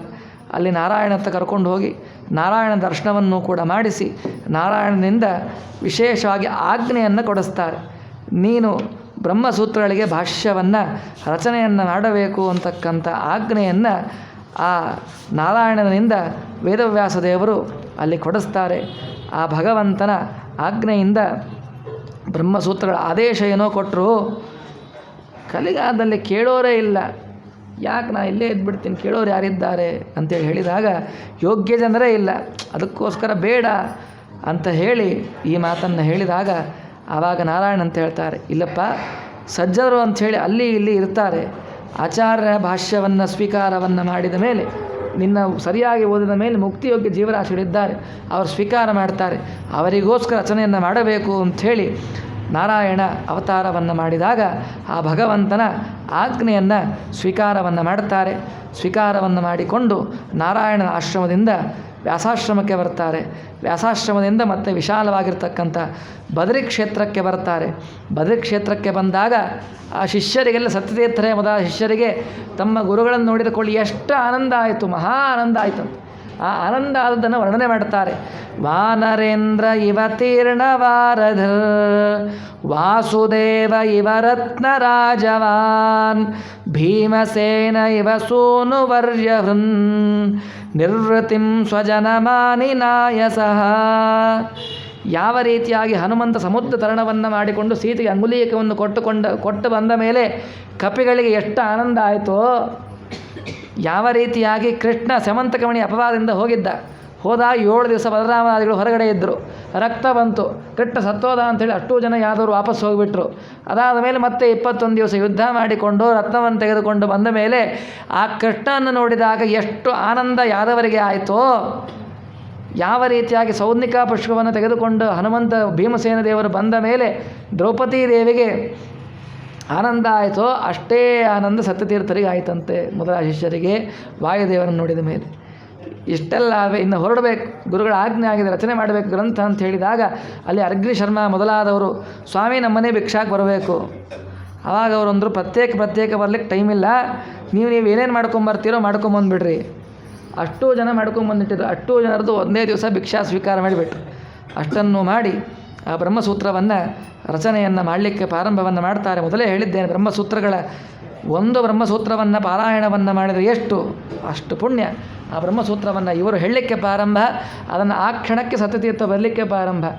ಏನು ಆಚಾರ ಶಾಸ್ತ್ರದ ಒಂದು ಅಕ್ಷರವನ್ನು ಬರೆದ ಎಷ್ಟು ಪುಣ್ಯ. ಗಂಗಮಂಗಲ ತರಂಗ ಭಂಗದ ಪ್ರಾಂತ ಸುಶ್ರು ಹರಿ ವೇಶ್ಮ ಕೃತ್ಸಮಃ. ನೋಡ್ರಿ, ಗಂಗಾ ನದಿ ತೀರದಲ್ಲಿ ಒಂದು ವಿಷ್ಣು ಮಂದಿರವನ್ನು ನಿರ್ಮಾಣವನ್ನು ಮಾಡಿ ದಾನ ಕೊಟ್ಟರೆ ಎಷ್ಟು ಪುಣ್ಯವೋ. ಆ ಗಂಗಾ ನದಿಯ ನೀರು ತರಂಗಗಳು ಎಷ್ಟು ಬಾರಿ ಬಂದು ಆ ಮೆಟ್ಟಲಿಗೆ ಬಂದು ಬಡಿತಾ ಇರ್ತಲ್ಲ, ಅಷ್ಟು ಪುಣ್ಯ ಶ್ರೀಮದಾಚಾರ್ಯರ ಭಾಷೆದ ಒಂದು ಅಕ್ಷರವನ್ನು ಬರೆದರು. ನೋಡಿ, ಇದ್ದುಗೂಡೆ ಪೂಜೆ ಮಾಡೋದೇ ಕಷ್ಟ, ಅದರಲ್ಲಿ ಗಂಗಾ ನದಿ, ಅದರಲ್ಲಿ ಹರಿದ್ವಾರದಲ್ಲಿ 20-30 ಸೈಟ್ಸೇ ಕ್ರೋರ್ಸ್ ಟುಗೆದರ್.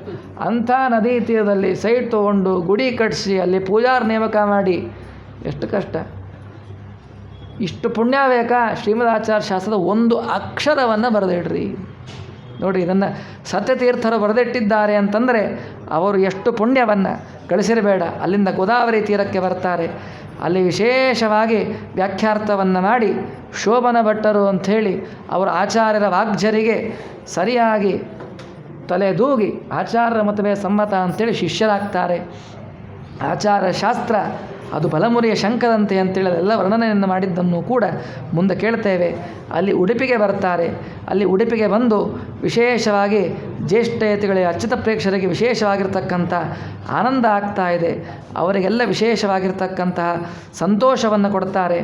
ಮುಂದೆ ಕೃಷ್ಣನ ಪ್ರತಿಷ್ಠೆಯನ್ನು ಮಾಡಬೇಕು ಅಂತಕ್ಕಂಥ ಸಂಕಲ್ಪ. ಒಮ್ಮೆ ಆ ಸಮುದ್ರ ತೀರ ಮಲ್ಪೆ ಹತ್ರ ಬಂದಿರ್ತಾರೆ. ಆ ಮಲ್ಪೆ ಹತ್ರ ಬಂದಿದ್ದಾಗ ಆ ಹಡಗು ಸಮುದ್ರದಲ್ಲಿ ಮುಳುಗ್ತಕ್ಕಂತಹ ಸನ್ನಿವೇಶ ಬಂದಿತ್ತು. ಅವರು ಏನು ಮಾಡ್ತಾರೆ, ತಮ್ಮ ಶಾಟೆಯಿಂದ ಆ ಹಡಗು ಮುಳುಗದಂತೆ ಮಾಡುತ್ತಾರೆ.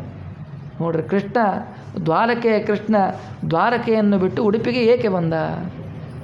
ವಾದ್ರಾದ ರುಕ್ಮಿಣೇಶ್ವರಿ ಅದ್ಭುತವಾಗಿ ಚಮತ್ಕಾರವಾಗಿ ಹೇಳ್ತಾರೆ. ದ್ವಾರಾವತೆ ಸಕಲ ಭಾಗ್ಯವತೆ ಮುಪೇಕ್ಷ ಗೋಪಾಲ ಬಾಲಲಲನಾಕರ ಪೂಜನಂಚ ವಾರ್ಧಿಂ ವಧೋ ಗೃಹಮತಿತ್ಯ ಸಮಧ್ವನಾಥೋ ಯತ್ರಾಸ್ತಿ ತದ್ರಜತ ಪೀಠಪುರಂ ಗರೀಯ. ಅಲ್ಲಿ ಏನೂ ಇದ್ದಿಲ್ಲ ಅಂಥೇಳಿ ದ್ವಾರಕಾ ಬಿಟ್ಟು ಬಂದರು. ಅದಕ್ಕೊಂದರು ದ್ವಾರಾವತೀಂ ಸಕಲ ಭಾಗ್ಯವತೀಂ ಉಪೇಕ್ಷ. ಭೂಲೋಕದಲ್ಲಿ ಅಲ್ಲಿ ಸಿಗದೇ ಇರತಕ್ಕಂಥ ವಸ್ತುವೇ ಇಲ್ಲ, ಎಲ್ಲ ವಸ್ತುಗಳು ಅಲ್ಲಿದ್ವು.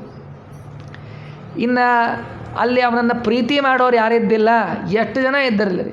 ಗೋಪಾಲ ಬಾಲಲಲನಾಕರ ಪೂಜನಂಚ. ಗೋಪಿಕಾ ಸ್ತ್ರೀಯರು, ಅನೇಕ ಬಾಲಕರು ಕೃಷ್ಣನ ಅನನ್ಯವಾಗಿ ಭಕ್ತಿಯಿಂದ ಪೂಜೆ ಮಾಡೋರು ಲಕ್ಷ ಲಕ್ಷ ಜನ ಇದ್ದರು. ಮತ್ತು ಅವರನ್ನು ಬಿಟ್ಟು ಯಾಕೆ ಬಂದ? ಅಲ್ಲ, ಅದರಲ್ಲೂ ಹೆಂಡತಿ ತವರು ಮನೆ ಅದು. ಯಾಕೆ? ವಾರ್ಧಿಂ ವಧೋ ಗೃಹಮತಿತ್ಯ ಸಮಧ್ವನಾಥೋ. ದ್ವಾರಕಾಪಟ್ಟಣ ಇರೋದಲ್ಲಿ ಸಮುದ್ರದ ಮಧ್ಯೆಯಲ್ಲಿ. ಯಾಕೆ ಸಮುದ್ರ ಯಾಕೆ ತವರು ಮನೆ ಅಂತಂದರೆ, ಹೆಂಡತಿ ತವರು ಮನೆ ಅಂತಂದರೆ ಲಕ್ಷ್ಮೀದೇವಿ ಹುಟ್ಟಿದ್ದೇ ಸಮುದ್ರ ಮಥನ ಮಾಡಿದಾಗ. ಸಮುದ್ರದಲ್ಲಿ ವರುಣದೇವರ ಜೊತೆಗೆ ಅಲ್ಲಿ ಹುಟ್ಟಿ ಬಂದಲ್ಲ. ಹಾಗಾಗಿ ಮದುವೆ ಆಗೋವರೆಗೂ ಸ್ವಲ್ಪ ತಂದೆ ಮನೆ ಮೇಲೆ ಅಪೇಕ್ಷೆ. ಮದುವೆ ಆದಮೇಲೆ ನಿಮ್ಮ ಮಗ ಎಲ್ಲಿದ್ದಾನೆ? ಹೆಂಡತಿ ಮನೆಯಾಗಿದ್ದಾನೆ. ಎಲ್ಲರದು ಹಣೆವಾರ. ನಮಗೆ ಗೊತ್ತಿಲ್ಲಪ್ಪ, ಯಾಕಂದ್ರೆ ನಮಗಿನ್ನೂ ಮದುವೆ ಆಗಿ. ಹಾಗೆ ಹೆಂಡತಿ ತವರು ಮನೆ, ಎಲ್ಲ ಸಂಪತ್ತು ಇದೆ, ಎಲ್ಲ ಭೋಗಭಾಗ್ಯಗಳೂ ಇದೆ, ಸಮುದ್ರ ರತ್ನಾಕರ, ಎಲ್ಲ ರತ್ನ ಸಿಗ್ತದೆ. ಇಷ್ಟೆಲ್ಲವನ್ನು ಬಿಟ್ಟು ಪರಮಾತ್ಮ ಉಡುಪಿಗೆ ಯಾಕೆ ಬಂದ? ಶ್ರೀಮದಾಚಾರ ಕೈಯಿಂದ ಪೂಜೆಯನ್ನು ಸ್ವೀಕಾರವನ್ನು ಮಾಡಲಿಕ್ಕೆ ಬಂದ. ಎಂಥ ಪ್ರತಿಮಾ! ಭೈಷ್ಮೀ ಮಧ್ವಕರಾರ್ಚಿತಂ. ಭೈಷ್ಮಿ ರುಕ್ಮಿಣೀ ದೇವಿ ಆ ಕೃಷ್ಣನ ಬಾಲಲೀಲೆಗಳನ್ನೆಲ್ಲವನ್ನು ಒಮ್ಮೆ ತೋರಿಸು ಅಂತ ಕೇಳ್ಕೊಂಡಂತೆ.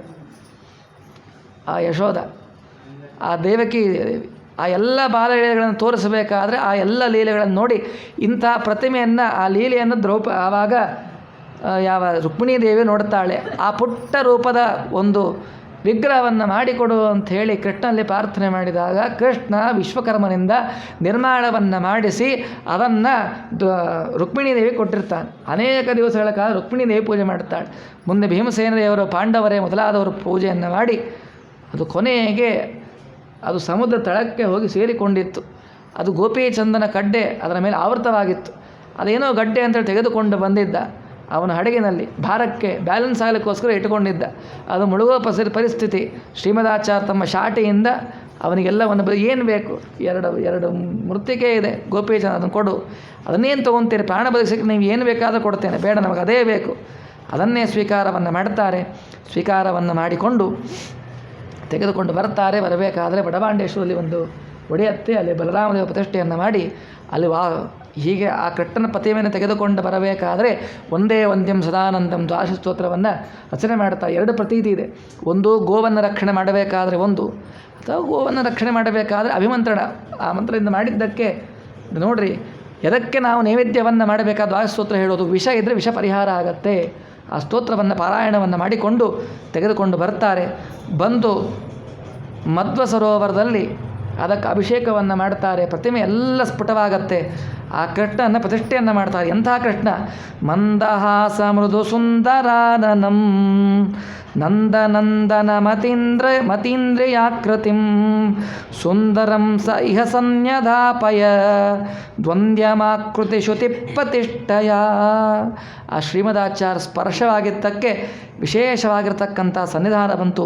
ಅನೇಕ ಯಜ್ಞವನ್ನೆಲ್ಲವನ್ನು ಕೂಡ ಮಾಡಿಸಿ ಕೃಷ್ಣನನ್ನು ಪ್ರತಿಷ್ಠಾಪನೆಯನ್ನು ಅಲ್ಲಿ ಮಾಡಿದ್ದಾರೆ. ಮುಂದೆ ಆ ಬ್ರಹ್ಮಸೂತ್ರ ಭಾಷ್ಯವನ್ನು ರಚನೆಯನ್ನು ಮಾಡಿಕೊಂಡು ಮತ್ತೊಮ್ಮೆ ಬದರಿಯಾತ್ರೆಗೆ ಅವರು ಹೊರಟಿದ್ದಾರೆ. ಬದರಿಯಾತ್ರೆಗೆ ಹೊರಡಬೇಕಾದ್ರೆ ದಾರಿಯಲ್ಲಿ ಈಶ್ವರದೇವ ಅಂಥೇಳಿ ಒಬ್ಬ ರಾಜ ಎಲ್ಲರ ಕೈಯೂ ಕೆಲಸ ಮಾಡಿಸ್ತಾ ಇದ್ದ. ಇವನು ಬಂದ, ನೀವು ಸ್ವಲ್ಪ ಅಲ್ದೋಗ್ರಿ, ಕೆರೆ ಕಟ್ಟಿಸ್ಬೇಕಿತ್ತು, ನೀರಿದ್ದಿಲ್ಲ, ನಂಗೆ ಅಯ್ಯೋದು ಹೆಂಗೆ ಗೊತ್ತಿಲ್ಲ, ನೀವು ತೋರಿಸ್ಕೊಡು, ನಾನು ಮಾಡ್ತೀನಿ ಅಂತಂದು ಶ್ರೀಮದಾಚಾರ್ಯರು. ಅವನು ತೆಗೆದು ತೊಗೊಳ್ಳಿಕ್ಕೆ ಪ್ರಾರಂಭ ಮಾಡಿದ. ಶ್ರೀಮದಾಚಾರ್ಯ ಈ ಕಡೆ ಹೊರಟೇ ಬಿಟ್ಟರು. ಅವನು ಬೆಳಗ್ಗಿಂದ ಸಂಜೆಯವರೆಗೆ ತೋಡ್ತಾನೇ ಇದ್ದಾನೆ. ಸುಮ್ಮನೆ ಅವ್ರ ಮಾತು ಹೇಳಿದ್ದಕ್ಕೆ ಇಷ್ಟು ಕೆಲಸ ಆ ಈಶ್ವರ ದೇವನಿಂದ ಅಲ್ಲಿ ಮಾಡಿಸ್ತಾರೆ. ಅಲ್ಲಿಂದ ಮುಂದೆ ಗಂಗಾ ನದಿಯನ್ನು ದಾಟಬೇಕು. ಗಂಗಾ ನದಿಯನ್ನು ದಾಟೋಣ ಅಂತಂದು ಅಲ್ಲೆಲ್ಲ ತುರುಷ್ಕ ರಾಜ ಅನೇಕ ಸೈನಿಕರನ್ನು ಅಲ್ಲಿ ಏರ್ಪಾಡು ಮಾಡಿದ್ದಾನೆ. ಗಂಗಾ ಪ್ರವಾಹ, ಭಾರೀ ಪ್ರವಾಹ ಗಂಗಾ ನದಿ, ಸಾಮಾನ್ಯ ಅಲ್ಲ. ಅಂಥ ಪ್ರವಾಹನ ದಾಟಬೇಕು. ನೋಡೋಣ ಅಂದರೆ ತುರುಷ್ಕ ರಾಜರಿದ್ದಾನೆ, ಅಲ್ಲೇ ಸೈನ್ಯ. ಏನು ಮಾಡಬೇಕು, ಹೆಂಗೆ ದಾಟಬೇಕು, ಇವರು ದಾಟಬೇಕು ಅಂಥೇಳಿ ಅಲ್ಲಿ ಪ್ರಯತ್ನವನ್ನು ಅಲ್ಲಿ ಮಾಡ್ತಾ ಇದ್ದಾರೆ. ಇವರು ದಾಟೋದನ್ನು ನೋಡಿ ಅವರು ಒದರಿದ್ರಂತ ಅಲ್ಲಿಂದ ತುರುಷ್ಕ ಬಿಟ್ರಿಲ್ಲ. ವಾರಯತ ವೈರಿ ಸುಹೃದೋ ಮುಹೂನ್ ಮಾರಯತ ಪಾರಗಮನಾತ್ ಪ್ರಾಕ್ ಅವರ ಭಾಷೆಯಿಂದ ಅವನ್ನ ಹೊಡೀರಿ, ಬಡೀರಿ, ಕಡೀರಿ, ಯಾರು ಬರ್ತಾರೋ ಅವ್ರು ಇಲ್ಲಿ ದಾಟಿ ಬರ್ತಾ ಇದ್ದಾರೆ, ಕಳ್ಳರಿದ್ದ ಹಾಗಿದ್ದಾರೆ ಅಂಥೇಳಿ ಅವ್ರು ಹೇಳ್ತಾರೆ. ಆವಾಗ ಅವರೇನು ಮಾಡಬೇಕು? ತುರುಷ್ಕ ಭಟರು ಅವರನ್ನು ಅವರ ಭಾಷೆಯಿಂದಲೇ ಮಾತನ್ನು ಹೇಳ್ತಾರೆ. ಹೇಗೆ ದಾಟಿಸಿದ್ರು ಗೊತ್ತಾ? ಎಷ್ಟು ಅದ್ಭುತ! ಆ ಗಂಗಾದತಿಯನ್ನು ತಾವು ದಾಟೋದಲ್ಲ, ತಮ್ಮ ಶಿಷ್ಯರ ಸಮೇತವಾಗಿ ದಾಟ್ತಾರೆ. ಹೇಗೆ ದಾಟ್ತಾರೆ ಅಂತಂದರೆ, ಅಪ್ಲನ ದೇವನದಿ ತರಣಂತೆ ಹಂತಕತಂ ಚ ಚಿಕೀರ್ಷಸಿ ಕಿಂ ತ್ವಂ ತಂ ನಿಗದಂತಮಿತಿ ಪ್ರಭೃತೇಹ ಸ್ಮಾಹ ಮಹಾಪುರುಷೋತ್ತಮ ದಾಸ. ಅದ್ಭುತವಾಗಿ ದಾಟಿಬಿಟ್ಟು. ಹೇಗೆ ದಾಟಿದರು? ಗಂಗಾ ನದಿಯನ್ನು ದಾಟಿದರೆ ಆ ಶ್ರೀಮದಾಚಾರ್ಯರ ಕಾಲಿನ ಹೆಬ್ಬೆಟ್ಟು ಕೂಡ ತೊಯ್ಲಾರದಂತೆ ದಾಟಿದ್ರಂತೆ.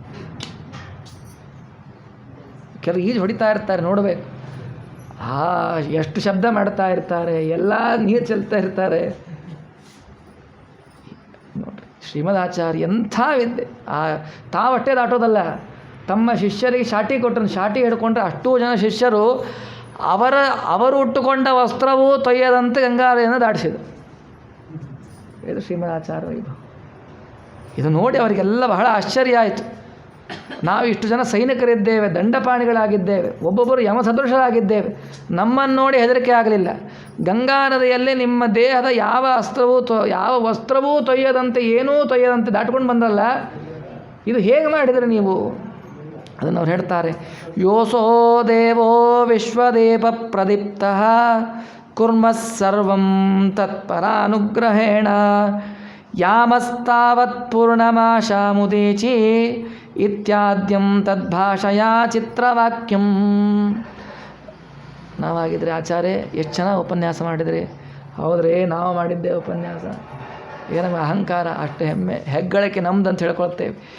ಇಷ್ಟು ಜನರನ್ನು ಅನಾಯಾಸವಾಗಿ ದಾಟಿಸಿರ್ತಕ್ಕಂಥ ಶ್ರೀಮದಾಚಾರ್ಯರು ಹೇಗೆ ದಾಟಿದ್ರಿ ಅಂಥೇಳಿ ಪ್ರಶ್ನೆ ಮಾಡಿದರೆ, ಇಡೀ ಜಗತ್ತನ್ನು ಸಂರಕ್ಷಣೆ ಮಾಡತಕ್ಕಂಥ ಭಗವಂತ ಅವನ ಅನುಗ್ರಹದಿಂದ ದಾಟಿದ್ದೇವೆ ಅಂಥೇಳಿ ತದ್ಭಾಷೆಯ ಚಿತ್ರವಾಕ್ಯಂ, ಅವರ ಭಾಷೆಯಿಂದಲೇ ಉತ್ತರ ಕೊಟ್ಟರಂತೆ, ತುರುಷ್ಕ ಭಾಷೆಯಿಂದಲೇ.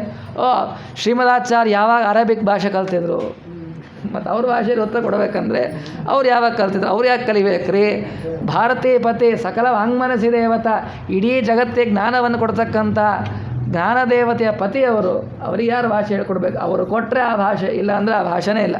ಈ ರೀತಿಯಾಗಿ ಅವನ ಅರ್ಧ ರಾಜ್ಯವನ್ನು ಕೊಡ್ತೇನೆ ಅಂತ ಹೇಳಿ ಬಂದ, ಏನೂ ಬೇಡ ಅಂಥೇಳಿ ಅದನ್ನು ಅವನಿಗೆ ಬಿಟ್ಟು ಮುಂದೆ ಕಳ್ಳರು ಬರ್ತಾರೆ, ಅವರನ್ನು ನಿಗ್ರಹವನ್ನು ಮಾಡ್ತಾರೆ. ಒಂದು ಹುಲಿ ಬರ್ತಾ ಇದೆ ಬದರಿ ಯಾತ್ರೆಗೆ ಹೋಗಬೇಕಾದ್ರೆ, ಅಲ್ಲಿ ಸತ್ಯತೀರ್ಥರನ್ನು ರಕ್ಷಣೆಯನ್ನು ಮಾಡ್ತಾರೆ. ಹೀಗೆ ಅದ್ಭುತವಾಗಿ ಅವರು ಒಂದೊಂದು ಊರುಗಳನ್ನು ಕೂಡ ದಾಟಿಕೊಂಡು ಮುಂದೆ ಹೋಗ್ತಾ ಹಸ್ತಿನಾಪುರಕ್ಕೆ ಬರ್ತಾರೆ. ಹಸ್ತಿನಾಪುರದಲ್ಲಿ ಒಂದು ಚಾತುರ್ಮಾಸ್ಯವನ್ನು ಮಾಡಿದ್ದಾರೆ ಅಂತಕ್ಕಂಥ ಉಲ್ಲೇಖ ಇದೆ.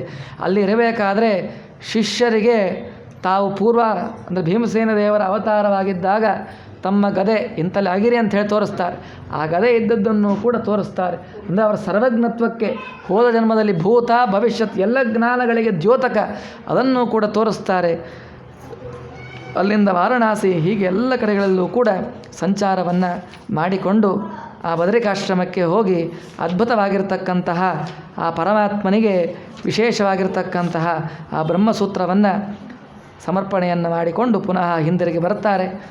ಬಂದ ಮೇಲೆ ಮುಂದೆ ಒಮ್ಮೆ ಏನು ಶ್ರೀಮದಾಚಾರ್ಯರ ಪಾಠ, ಆ ಮಧ್ವಭಾಷ್ಯದ ಶ್ರವಣ ಅದ್ಭುತ ಹೇಳ್ತಾರೆ. ಒಮ್ಮೆ ಶ್ರೀಮದಾಚಾರ್ಯ ಪಾಠ ಹೇಳಬೇಕಾದ್ರೆ ಇದ್ದಕ್ಕಿದ್ದ ಹಾಗೆ ಕತ್ತಲೆ ಆವರಿಸಿತಂತೆ. ಕತ್ತಲೆ ಆವರಿಸಿದಾಗ ಶ್ರೀಮದಾಚಾರ್ಯರ ಕಾಲಿನ ಹೆಬ್ಬೆಟ್ಟಿನಿಂದ ಬೆಳಕು ಬಂತಂತೆ. ಆ ಬೆಳಕಿನಲ್ಲಿ ಶಿಷ್ಯರಿಗೆ ಪಾಠ. ಏನು ವೈಭವ! ಆವಾಗ ಪಾಠ ನಡೀತಾ ಇರಬೇಕಾದ್ರೆ ಮೇಲೆ 2 ತೇಜಪ್ಪುಂದ ಕಾಣಿಸ್ತಂತೆ. ಆವಾಗ ಇವರು ಪ್ರಶ್ನೆ ಮಾಡಿದರು, ನೀವು ಪಾಠ ಹೇಳಬೇಕಾದ್ರೆ ಮೇಲೆ ನೋಡ್ತಾ ಇದ್ರಿ, ಯಾರು ಬಂದಿದ್ದಾರೆ, ಯಾರಿಗೆ ಪಾಠ ಹೇಳ್ತಾ ಇದ್ರಿ? ಇಲ್ಲ, ಅಲ್ಲಿ ಶೇಷದೇವರು ಬಂದಿದ್ದರು, ಅವ್ರಿಗೆ ಪಾಠ. ನಿಮ್ಮ ಪಾಠ ಕೇಳಲಿಕ್ಕೆ ಶೇಷದೇವರು ಬರ್ತಾರಾ? ಇಲ್ಲ, ನಾವು ಪಾಠ ಹೇಳೋದೇ ಶೇಷದೇವರಿಗೆ, ಅವ್ರ ಪಾಠ ಕೇಳಲಿಕ್ಕೆ ಯೋಗ್ಯತೆ ಇರೋರೇ ಅವರು, ನಾವೆಲ್ಲ ಅಲ್ಲ ಅಷ್ಟೆ, ನಮ್ಮ ಮೇಲೂ ಕಾರಣದಿಂದ ನಾವು ಕೇಳಿಸ್ಕೊಳ್ತೇವೆ ಅಂತೇಳಿ. ಹಾಗೆ ಆ ಶ್ರೀಮದಾಚಾರ್ಯ ಶಾಸ್ತ್ರವನ್ನು ಶ್ರವಣವನ್ನು ಮಾಡಿದರೆ ಏನು ಫಲ ಅದನ್ನು ಹೇಳ್ತಾರೆ. ಆಚಾರ ಶಾಸ್ತ್ರ ಎಂಥ ಫಲ, ಎಲ್ಲವನ್ನೂ ಕೊಳ್ತಕ್ಕಂಥ ಸಾಮರ್ಥ್ಯ ಇದೆ. ತ್ರಿವಿಧಾದಿ ಲಭ್ಯಮಪಿ ನಾಸ್ಯ ಫಲಂ ಕಥಿತಂ ಕೃಷೇರಿವ ಫಲಾಲಕುಲಂ ಸ್ವಫಲಂ ತು ಮುಕ್ತಿಪದಂ ಶುಕಶಾರದಾದಿ ಪರಮಾರ್ಥವಿದಾಂ. ಆಚಾರ್ಯರ ಶಾಸ್ತ್ರ ನೋಡ್ರಿ. ಕೃಷಿಯನ್ನು ಯಾರು ಮಾಡ್ತಾರೆ? ಹುಲ್ಲಿನ ಏನೋ ಭತ್ತ ಬೆಳೀತಾ ಇರ್ತಾರೆ. ಭತ್ತ ಜೊತೆಗೆ ಅನೇಕ ಹುಲ್ಲುಗಳು ಅವು ಇವು ಬೆಳೀತಾವಲ್ಲ. ಹಾಗೆ ಮುಖ್ಯ ಫಲ ಯಾವುದು? ಅದು ಮೋಕ್ಷ. ಆ ಅಮುಖ್ಯ ಫಲ ಸ್ವರ್ಗಾದಿಗಳು ಅದು ಅಮುಖ್ಯ ಫಲ. ಹಾಗೆ ಆಚಾರಶಾಸ್ತ್ರ ಮೋಕ್ಷವನ್ನೇ ಕೊಡ್ತಕ್ಕಂತಹ ಸಾಮರ್ಥ್ಯ ಇದೆ ಅಂಥೇಳಿ ಅದು ಆಚಾರಶಾಸ್ತ್ರವನ್ನು ಕೂಡ ಅಲ್ಲಿ ವರ್ಣನೆಯನ್ನು ಮಾಡಿ ಮುಂದೆ ಅದ್ಭುತವಾಗಿರ್ತಕ್ಕಂಥ ವೈಕುಂಠಾದಿಗಳ ವರ್ಣನೆಯನ್ನು ಮಾಡಿ ಅನೇಕ ಮಹಾತ್ಮ್ಯವನ್ನು ಕೂಡ ಮುಂದೆ ಅಲ್ಲಿ ತಿಳಿಸ್ತಾ ಮುಂದೆ ಎಷ್ಟು ಅಷ್ಟಮಠಾಧೀಶರನ್ನು ನೇಮಕವನ್ನು ಮಾಡಿ ಪದ್ಮನಾಭ ತೀರ್ಥರಿಗೂ ಕೂಡ ವಿಶೇಷವಾಗಿ ಆಚಾರ ಸಂಪ್ರದಾಯವನ್ನು ಪ್ರವರ್ತನೆಯನ್ನು ಮಾಡಬೇಕು ಅಂಥೇಳಿ ಆ ವಿಷಯವನ್ನು ತಿಳಿಸಿ ಅವರಿಗೆ ನರಹರಿ ತೀರ್ಥರಿಗೆ ಹೇಳಿಸಿ ಆ ಮೂಲರಾಮ ಗಜಪತಿ ಭಂಡಾರದಲ್ಲಿರ್ತಕ್ಕಂಥ ಮೂಲರಾಮದೇವರ ದಿವ್ಯವಾಗಿರ್ತಕ್ಕಂಥ ಪ್ರತಿಮೆಯನ್ನು ತರಿಸಿ ತನ್ನ ದಿವಸ ಉತ್ಥಾನ ದ್ವಾದಶಿ ಆ ದೇವರು ಬಂದಿದ್ದಾರೆ, ಬಹಳ ಆನಂದ. ಚತುರ್ಯುಗ ಮೂರ್ತಿ ಚತುರ್ಮುಖ ಬ್ರಹ್ಮಕರಾರ್ಚಿತವಾಗಿರ್ತಕ್ಕಂಥ ಪ್ರತಿಮೆ. ಆವಾಗ ಪೂಜೆ ಮಾಡಬೇಕು ಅನಿಸ್ಬಿಡ್ತಂತೆ. ಆ ಕ್ಷಣಕ್ಕೆ ಏನು ಮಾಡುತ್ತಾರೆ? ಸ್ನಾನವನ್ನು ಮಾಡಿ ಸಾಯಂಕಾಲ ಸಮಯದಲ್ಲೇ ಆ ರಾಮದೇವರ ಅದ್ಭುತವಾಗಿರ್ತಕ್ಕಂಥ ಪೂಜೆಯನ್ನು ಈಗಲೂ ಕೂಡ ಶ್ರೀಮಠದಲ್ಲಿ ತುಳಸಿವಾದೊಂದು ಸಾಯಂಕಾಲ ಮೂಲರಾಮದೇವರನ್ನು ಪೂಜೆಯನ್ನು ಮಾಡತಕ್ಕಂಥ ಪದ್ಧತಿ. ಹಾಗೆ ಅವರಿಂದ ತರಿಸಿ ಅದಕ್ಕಿಂತ ಮುಂಚೆ ದೇವರಿದ್ದಿಲ್ಲ, ದೇವರಿತ್ತು. ದಿಗ್ವಿಜಯ ರಾಮದೇವರು ಮೂಲ ಸಂಸ್ಥಾನ ಪ್ರತಿಮೆ. ಮೂಲರಾಮದೇವರು ಆಮೇಲೆ ಅಲ್ಲಿ ಬಂದು ನರಹತೀರ್ಥರಿಂದ ಶ್ರೀಮದಾಚಾರ್ಯರು 74 ದಿವಸಗಳಿಗೂ ಹೆಚ್ಚಿನ ದಿವಸಗಳವರೆಗೆ ಅದನ್ನು ಪೂಜೆಯನ್ನು ಮುಂದೆ ಮಾಡಿ ಎಲ್ಲ ಶಿಷ್ಯರಿಗೂ ಕೂಡ ಒಂದೊಂದು ದೇವರನ್ನು ಪರಿಮಾರ ಮಠಕ್ಕೆ ರಾಮದೇವರನ್ನು ಹೀಗೆ ಅಷ್ಟಮಠಾಧೀಶರಿಗೂ ಒಂದೊಂದು ದೇವರನ್ನು ಪದ್ಮನಾಭ ತೀರ್ಥರಿಗೆ ಮೂಲರಾಮ ದಿಗ್ವಿಜಯರಾಮದಾದಿ ಪಡೆಗಳನ್ನು ಕೊಟ್ಟು ಮುಂದೆ ಇವರಕ್ಕಿಂತ ತರುವಾಯದಲ್ಲಿ ನರಹರಿ ತೀರ್ಥರು, ಮಾಧವ ತೀರ್ಥರು, ಅಕ್ಷೋಭ ತೀರ್ಥರು ಈ ಕ್ರಮವಾಗಿ ಬರಬೇಕು ಅಂತೇಳಿ ಹೇಳಿ ವಿಠುತೀರ್ಥರ ಮಹಾತ್ಮೆಯನ್ನು ಕೂಡ ವರ್ಣನೆ ಪದ್ಮನಾಭ ತೀರ್ಥರ ವಿಠುತೀರ್ಥರ ವರ್ಣನೆಯನ್ನು ಮಾಡಿದ್ದಾರೆ. ಸಮಯದ ಅಭಾವ. ಆಚಾರಶಾಸ್ತ್ರ ಎಷ್ಟು ದೊಡ್ಡದು ನಾವು ಸಿಕ್ಕಿದೆ. ಸ್ವಾದುಭ್ಯೋ ಮಧುಮತನಾಂಗ್ರಿ ಭಕ್ತಿ ಭಾಗ್ಯ ಶ್ರೋತೇಭ್ಯೋ ವಿತತಮತೇರ್ಮಹಾನುಭಾವಂ ವೇದಾಂತಂ ಸ್ವಯಮಿವ ಬಂಧ ಮೋಕ್ಷಮೂಲಂ ವ್ಯಾಚಷ್ಟಸ್ಫುಟಮತ ಕೋಪಿ ಕೋವಿದೋತ್ರ. ಆಚಾರಶಾಸ್ತ್ರ ಎಷ್ಟು ದೊಡ್ಡದು. ವೇದಾಂತಂ ಸ್ವಯಮಿವ ಬಂಧ ಮೋಕ್ಷಮೂಲಂ. ಸಂಸಾರದ ಬಂಧನವನ್ನು ಬಿಡಿಸಿ ಮೋಕ್ಷವನ್ನು ಕೊಡಿಸ್ತಕ್ಕಂತಹದ್ದು ಶ್ರೀಮದಾಚಾರ್ಯ ಶಾಸ್ತ್ರ. ಅಂಥ ದಿವ್ಯವಾಗಿರ್ತಕ್ಕಂಥ ಮಹಿಮೆ ಅಂತಕ್ಕಂಥದ್ದನ್ನು ಅಲ್ಲಿ ಹೇಳ್ತಾರೆ. ಅನೇಕ ಮಹಿಮೆಗಳನ್ನು ತೋರಿಸ್ತಾರೆ. ಅನೇಕ ಜಟ್ಟಿಗಳು ಬಂದ್ರಂತೆ, ನಿಮ್ಮ ಜೊತೆ ಯುದ್ಧ ಮಾಡುತ್ತೇವೆ. ಏನು ಯುದ್ಧ ಬೇಡ, ನಮ್ಮ ಅಂಗಷ್ಟವನ್ನು ಅಲ್ಲಾಡಿಸಿಬಿಡ್ರಿ ಅಂತಂದು ಸುಮ್ಮನೆ ಕೈ ಹೀಗಿಟ್ಟಿದ್ರಂತೆ. 4 ಜಟ್ಟಿಗಳು ಒಂದು ಪ್ರಯತ್ನವನ್ನು ಮಾಡಿದರೆ ಆಚಾರ್ಯರ ಕೈಯನ್ನು ಸ್ವಲ್ಪ ಅಲಗಾಡಿಸ್ಲಿಕ್ಕಾಗಿಲ್ಲ. ಇಂಥ ಅದ್ಭುತವಾಗಿರ್ತಕ್ಕಂತಹ ಪ್ರಭಾವ ಆ ಮಲ್ಲರು. ಇನ್ನೊಬ್ರು ಏನು ಮಾಡಿದರು? ಕುತ್ತಿಗೆ ಹೆಚ್ಚುತ್ತೀವಿ ಅಂತ ಹೇಳಿ ಬಂದರು. 4 ಜನ ಕುತ್ತಿಗೆ ಹೆಚ್ಚಕ್ಕಿದ್ರೆ ನೀವು ಸೋಲಿಸೋದು ಬೇಡ, ಅವರು ನನ್ನ ವಾಯಸ್ಸು ಸಣ್ಣದಾದ ನಾನು ಸೋತೆ ಅಂಥೇಳಿ ಪಾಠ ಹೇಳ್ತಾರೆ ಶ್ರೀಮದಾಚಾರ್ಯರು. ಇವರು ಕುತ್ತಿಗೆ ಹೆಚ್ಚಲಿಕ್ಕೆ ಪ್ರಾರಂಭ ಮಾಡಿ ಎಷ್ಟು ಜೋರ ಒತ್ತಲಿಕ್ಕೆ ಪ್ರಾರಂಭ ಮಾಡಿದ್ರು, ಅವರ ಪಾಠದ ವಾಯಸ್ಸು ಇನ್ನೂ ಜೋರು ಆಗ್ತಾ ಹೋಯ್ತು. ಹೀಗೆ ಅನೇಕ ಮಹಿಮೆಯನ್ನು ತೋರಿಸ್ತಾರೆ. ಮುಂದೆ ಒಬ್ಬ ಸಣ್ಣ ಹುಡುಗನನ್ನು ಈ ಮೊನ್ನೆ ನಾರ್ಷ ಅಂತಕ್ಕಂಥ ಕ್ಷೇತ್ರ, ಆ ಕ್ಷೇತ್ರ ಶ್ರೀ ಸ್ವಾಮಿಗಳಿಗೆ ಕೊಟ್ಟರು. ಆ ಕ್ಷೇತ್ರದಲ್ಲಿ ಒಬ್ಬ ಸಣ್ಣ ಬಾಲಕ, ಯಾವ ಶ್ರೀಮದಾಚಾರ್ಯರ ಕೈಯ ಹೆಬ್ಬೆಟ್ಟನ್ನು ಅಲ್ಲಾಡಿಸಲಿಕ್ಕಾಗಿಲ್ಲ ಜಟ್ಟಿಗಳಿಗೆ, ಒಬ್ಬ ಸಣ್ಣ ಬಾಲಕ ನರಸಿಂಹ ಶ್ರೀಮದಾಚಾರ್ಯರನ್ನು ತಮ್ಮ ಭುಜದ ಮೇಲೆ ಕೂಡಿಸಿಕೊಂಡು ಪ್ರದಕ್ಷಿಣೆ ಬಂದುಬಿಟ್ಟ ನರಸಿಂಹದೇವರಿಗೆ. ಇದು ಅಣಿಮ ಲಘಿಮ ಅಂದರೆ ಬೇಕಾದಾಗ ದೇಹವನ್ನು ಭಾರ ಮಾಡಿಕೊಳ್ತಕ್ಕಂಥ ಸಾಮರ್ಥ್ಯ, ಬೇಡವಾದಾಗ ಅದನ್ನು ಕಡಿಮೆ ಮಾಡಿಕೊಳ್ತಕ್ಕಂಥ ಸಾಮರ್ಥ್ಯ ಈ ಎರಡೂ ಶ್ರೀಮದಾಚಾರ್ಯರಿಗೆ ಇತ್ತು ಅಂಥೇಳಿ ಅದನ್ನು ಕೂಡ ತಿಳಿಸಿ ಅವರು ಮುಂದೆ ಗೋವಾ ಪ್ರಾಂತದಲ್ಲಿ ಮಾಡಿರ್ತಕ್ಕಂಥದ್ದು ಅನೇಕ ಮಹಾತ್ಮೆಯನ್ನು ಅನೇಕವಾಗಿ ಕೇಳಿದ್ದಾರೆ. ಒಂದು ದಿವಸ 1 ತಾಸಿನಲ್ಲಿ ಶ್ರೀಮದಾಚಾರ್ಯ ವೈಭವವನ್ನು ಹೇಳೋದು ಬಹಳ ಕಟ್ಟರಿ. ಏನು ಹೇಳಬೇಕು? ಶ್ರೀಮದಾಚಾರ್ಯ ಏನು ಮಾಡಿಲ್ಲ. ಸ್ವಿಮ್ಮಿಂಗ್ ಬಗ್ಗೆ ಹೇಳಿಬಿಟ್ಟಿದ್ದೇನೆ. ನದಿಯಲ್ಲಿ ಬೊಟ್ಟನ್ನು ತೊಯಿಸದಂತೆ ನಡ್ಕೊಂಡದ್ದು. ಇದಕ್ಕಿಂತ ಇಂಥ ಸ್ವಿಮ್ಮಿಂಗ್ ಮಾಡಿ ತೋರಿಸ್ಬಿಟ್ರು ಯಾರಿಗೂ ಮಾಡಲಿಕ್ಕೆ ಶಕ್ಯ ಇಲ್ಲ. ಇನ್ನು ವೇಟ್ ಲಿಫ್ಟಿಂಗ್, ಆ ಭೀಮನ ಕಟ್ಟೆಯಲ್ಲಿ ದೊಡ್ಡದಾಗಿರ್ತಕ್ಕಂಥ ಬಂಡೆಯನ್ನು ಇಟ್ಟಿದ್ದಾರೆ. ಸಣ್ಣ ಪೂರ್ವಾವತಾರ ಇನ್ನೂ ವಾಸುದೇವನಿದ್ದಾಗ ಹಾಲು ಮೊಸರು ಮೇಲೆ ಬಂಡೆ ಇಟ್ಟಿದ್ದಾರೆ. ಎಷ್ಟೋ ಟನ್ ತೂಕದ ಬಂಡೆಯನ್ನು ಅನಾಯಾಸವಾಗಿ ಎತ್ತಿಡ್ತಾರೆ ಅಂತಂದರೆ ಇವರಂಥ ವೇಟ್ ಲಿಫ್ಟಿಂಗ್ ಯಾರು ಮಾಡ್ತಾರೆ? ಅದು ಯಾರಿಗೂ ಸಾಧ್ಯ ಇಲ್ಲ. ಇನ್ನು ಜ್ಞಾನ ಆಗಲಿ ವಿಜ್ಞಾನ ಆಗಲಿ ವೈದ್ಯ ಗುರುಪುತ್ರನಿಗೆ ಕಿವಿಯಲ್ಲಿ ಒಂದು ಊದು ಬಿಟ್ಟರೆ ಅವನಿಗೆ ಎಲ್ಲ ತಲೆಶೂರಿಗಳ ಪರಿಹಾರ ಆಯಿತು. ಇವರಂಥ ವೈದ್ಯರಿಲ್ಲ. ಯಾವುದೇ ಡಿಪಾರ್ಟ್ಮೆಂಟ್ ತೊಗೊಳ್ರಿ, ಎಲ್ಲ ಡಿಪಾರ್ಟ್ಮೆಂಟ್ಗಳು ಅಗ್ರಗಣ್ಯರು PhD ಹೊಡೋದು ನಮ್ಮ ಶ್ರೀಮದಾಚಾರ್ಯ. ಇನ್ನೇನು ಬೇಕು, ಅಂಥ ಗುರುಗಳು ನಮಗೆ ಸಿಕ್ಕಿದ್ದಾರೆ. ಆ ಹೆಮ್ಮೆ ನಮಗಿರಬೇಕು. ಹೀಗೆ ಇಷ್ಟೆಲ್ಲವನ್ನು ಕೂಡ ಮಾಡಿ ಕೊನೆಗೆ ತಮ್ಮ ಶಿಷ್ಯರಿಗೆ ಐತರೇಯ ಭಾಷ್ಯದ ಪಾಠವನ್ನು ಅನಂತೇಶ್ವರ ದೇವಸ್ಥಾನದಲ್ಲಿ ಮಾಡ್ತಾ ಇದ್ದಾರೆ. ಅನಂತೇಶ್ವರ ದೇವಸ್ಥಾನದಲ್ಲಿ ಮಾಡಿ ಹೀಗೆ ಪರಮಾತ್ಮನನ್ನು ಐತರೆ ಅವರಿಗೆ ಅತ್ಯಂತ ಪ್ರಿಯವಾಗಿರ್ತಕ್ಕಂಥ ಭಾಷ್ಯ ಅದನ್ನು ಅಲ್ಲಿ ಉಪದೇಶವನ್ನು ಮಾಡ್ತಾ ಇದ್ದಾರೆ. ಮಾಡಬೇಕಾದ್ರೆ ಇತಿ ನಿಗದಿತವಂತಸ್ತತ್ರ ವೃಂದಾರಕೇಂದ್ರ ಗುರು ವಿಜಯ ಮಹಂತಂ ಲಾಲಯಂತೋ ಮಹಾಂತಂ ವವೃಷುರ ಕಿಲ ದೃಶ್ಯಂ ಪುಷ್ಪವಾರಂ ಸುಗಂಧಂ ಹರಿದೈತವರಿಷ್ಠೇ ಶ್ರೀಮದಾನಂದ ತೀರ್ಥೇ. ಹೀಗೆ ಅವರು ಪಾಠವನ್ನು ಹೇಳಬೇಕಾದರೆ ಎಲ್ಲ ದೇವತೆಗಳ ಪುಷ್ಪವೃಷ್ಟಿಯನ್ನು ಮಾಡಿದರಂತೆ. ಪುಷ್ಪವೃಷ್ಟಿಯನ್ನು ಮಾಡಿದಾಗ ಅವರು ಆ ಸಮಯಕ್ಕೆ ಬದರಿಕಾಶ್ರಮಕ್ಕೆ ಕುರಿತು ಪ್ರಯಾಣವನ್ನು ಬೆಳೆಸ್ತಾ ಇದ್ದಾರೆ. ಹೀಗೆ ಶ್ರೀಮದಾಚಾರ್ಯರು ಅನಾದಿ ಕಾಲದಿಂದ ಅನಂತ ಕಾಲದವರೆಗೆ ಮಹಾಪ್ರಳಯ ಕಾಲದವರೆಗೂ ಕೂಡ ಇರ್ತಕ್ಕಂಥ ಮಹಾಗುರುಗಳು ನಮ್ಮ ಗುರುಗಳು.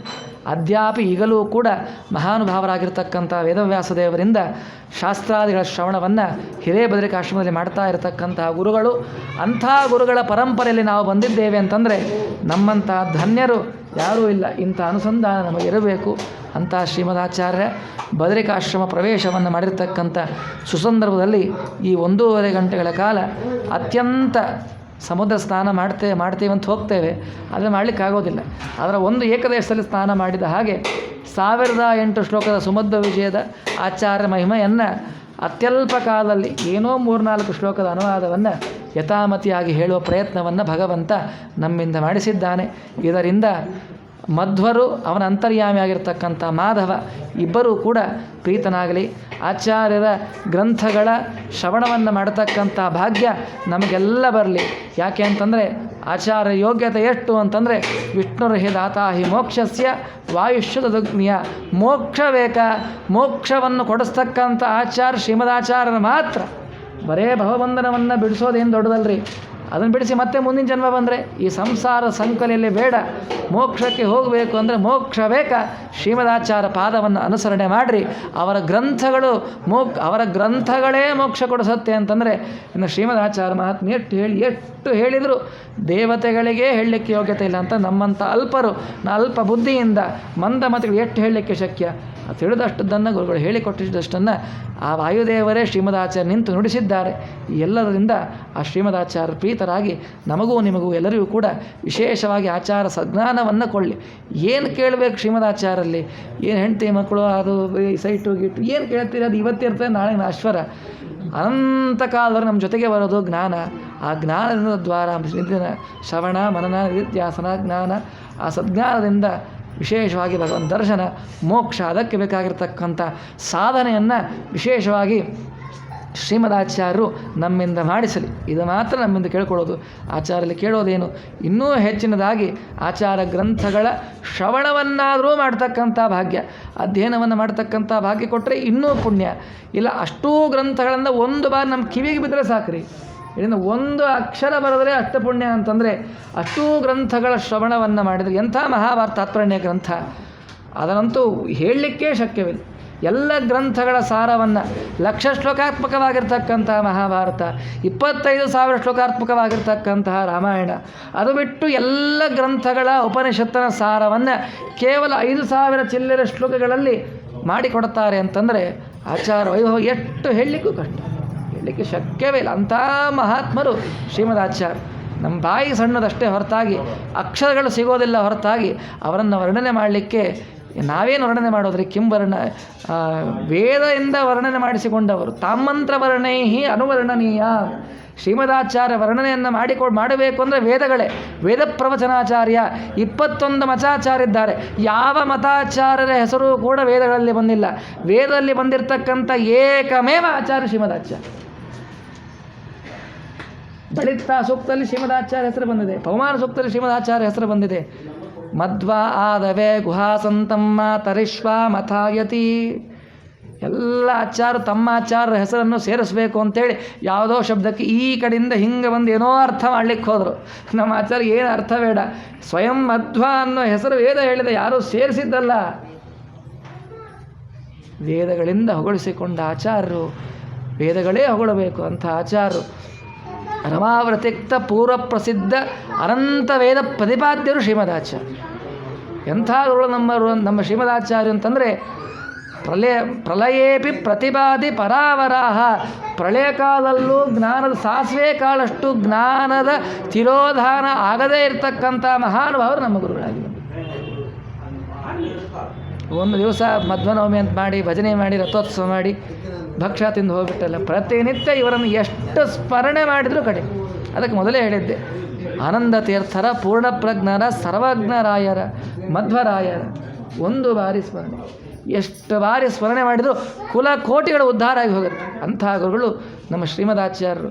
ಅಂಥವರನ್ನು ಅನುಸರಣೆ ನಾವು ಮಾಡೋದು ನಮ್ಮ ಜೀವನದ ಆದ್ಯ ಕರ್ತವ್ಯ. ಯಾಕೆ? ಗುರುಗಳ ಉಪದೇಶದಿಂದಲೇ ದೇವರು ಸಿಗ್ತಾನೆ. ಗುರುಗಳ ಅನುಗ್ರಹ ಆಗಬೇಕು. ಅಂಥ ಗುರುಗಳು ನಮ್ಮ ಶ್ರೀಮದಾಚಾರ್ಯರು. ಅವರ ಅನುಗ್ರಹ ನಿಮ್ಮ ಎಲ್ಲರ ಮೇಲೆ ಆಗಲಿ ಅಂತೇಳಿ ಹೇಳ್ತಾ ಈ ವಾಕ್ಕುಸುಮಗಳನ್ನು ಸನ್ನಿಹಿತರಾಗಿರ್ತಕ್ಕಂಥ ಎಲ್ಲ ವೃಂದಾವನಸ್ಥ ಯತಿಗಳ ಅಂತರ್ಯಾಮಿಯಾದ ಶ್ರೀಮನ್ ಮಧ್ವಾಚಾರ್ಯ ಹುತ್ಕಮಲ ವಾಸಿಯಾಗಿರ್ತಕ್ಕಂಥ ಅವರ ನಿಯತಗುರುಗಳಾಗಿರ್ತಕ್ಕಂಥ ಮಡಿಪತಿ ವೇದವ್ಯಾಸದೇವರಲ್ಲಿ ಅರ್ಪಣೆಯನ್ನು ಮಾಡ್ತಾ ಶ್ರೀಕೃಷ್ಣಾರ್ಪಣ ಮಸ್ತು ಶ್ರೀಹರಿ ಪ್ರಿಯತಾಂ.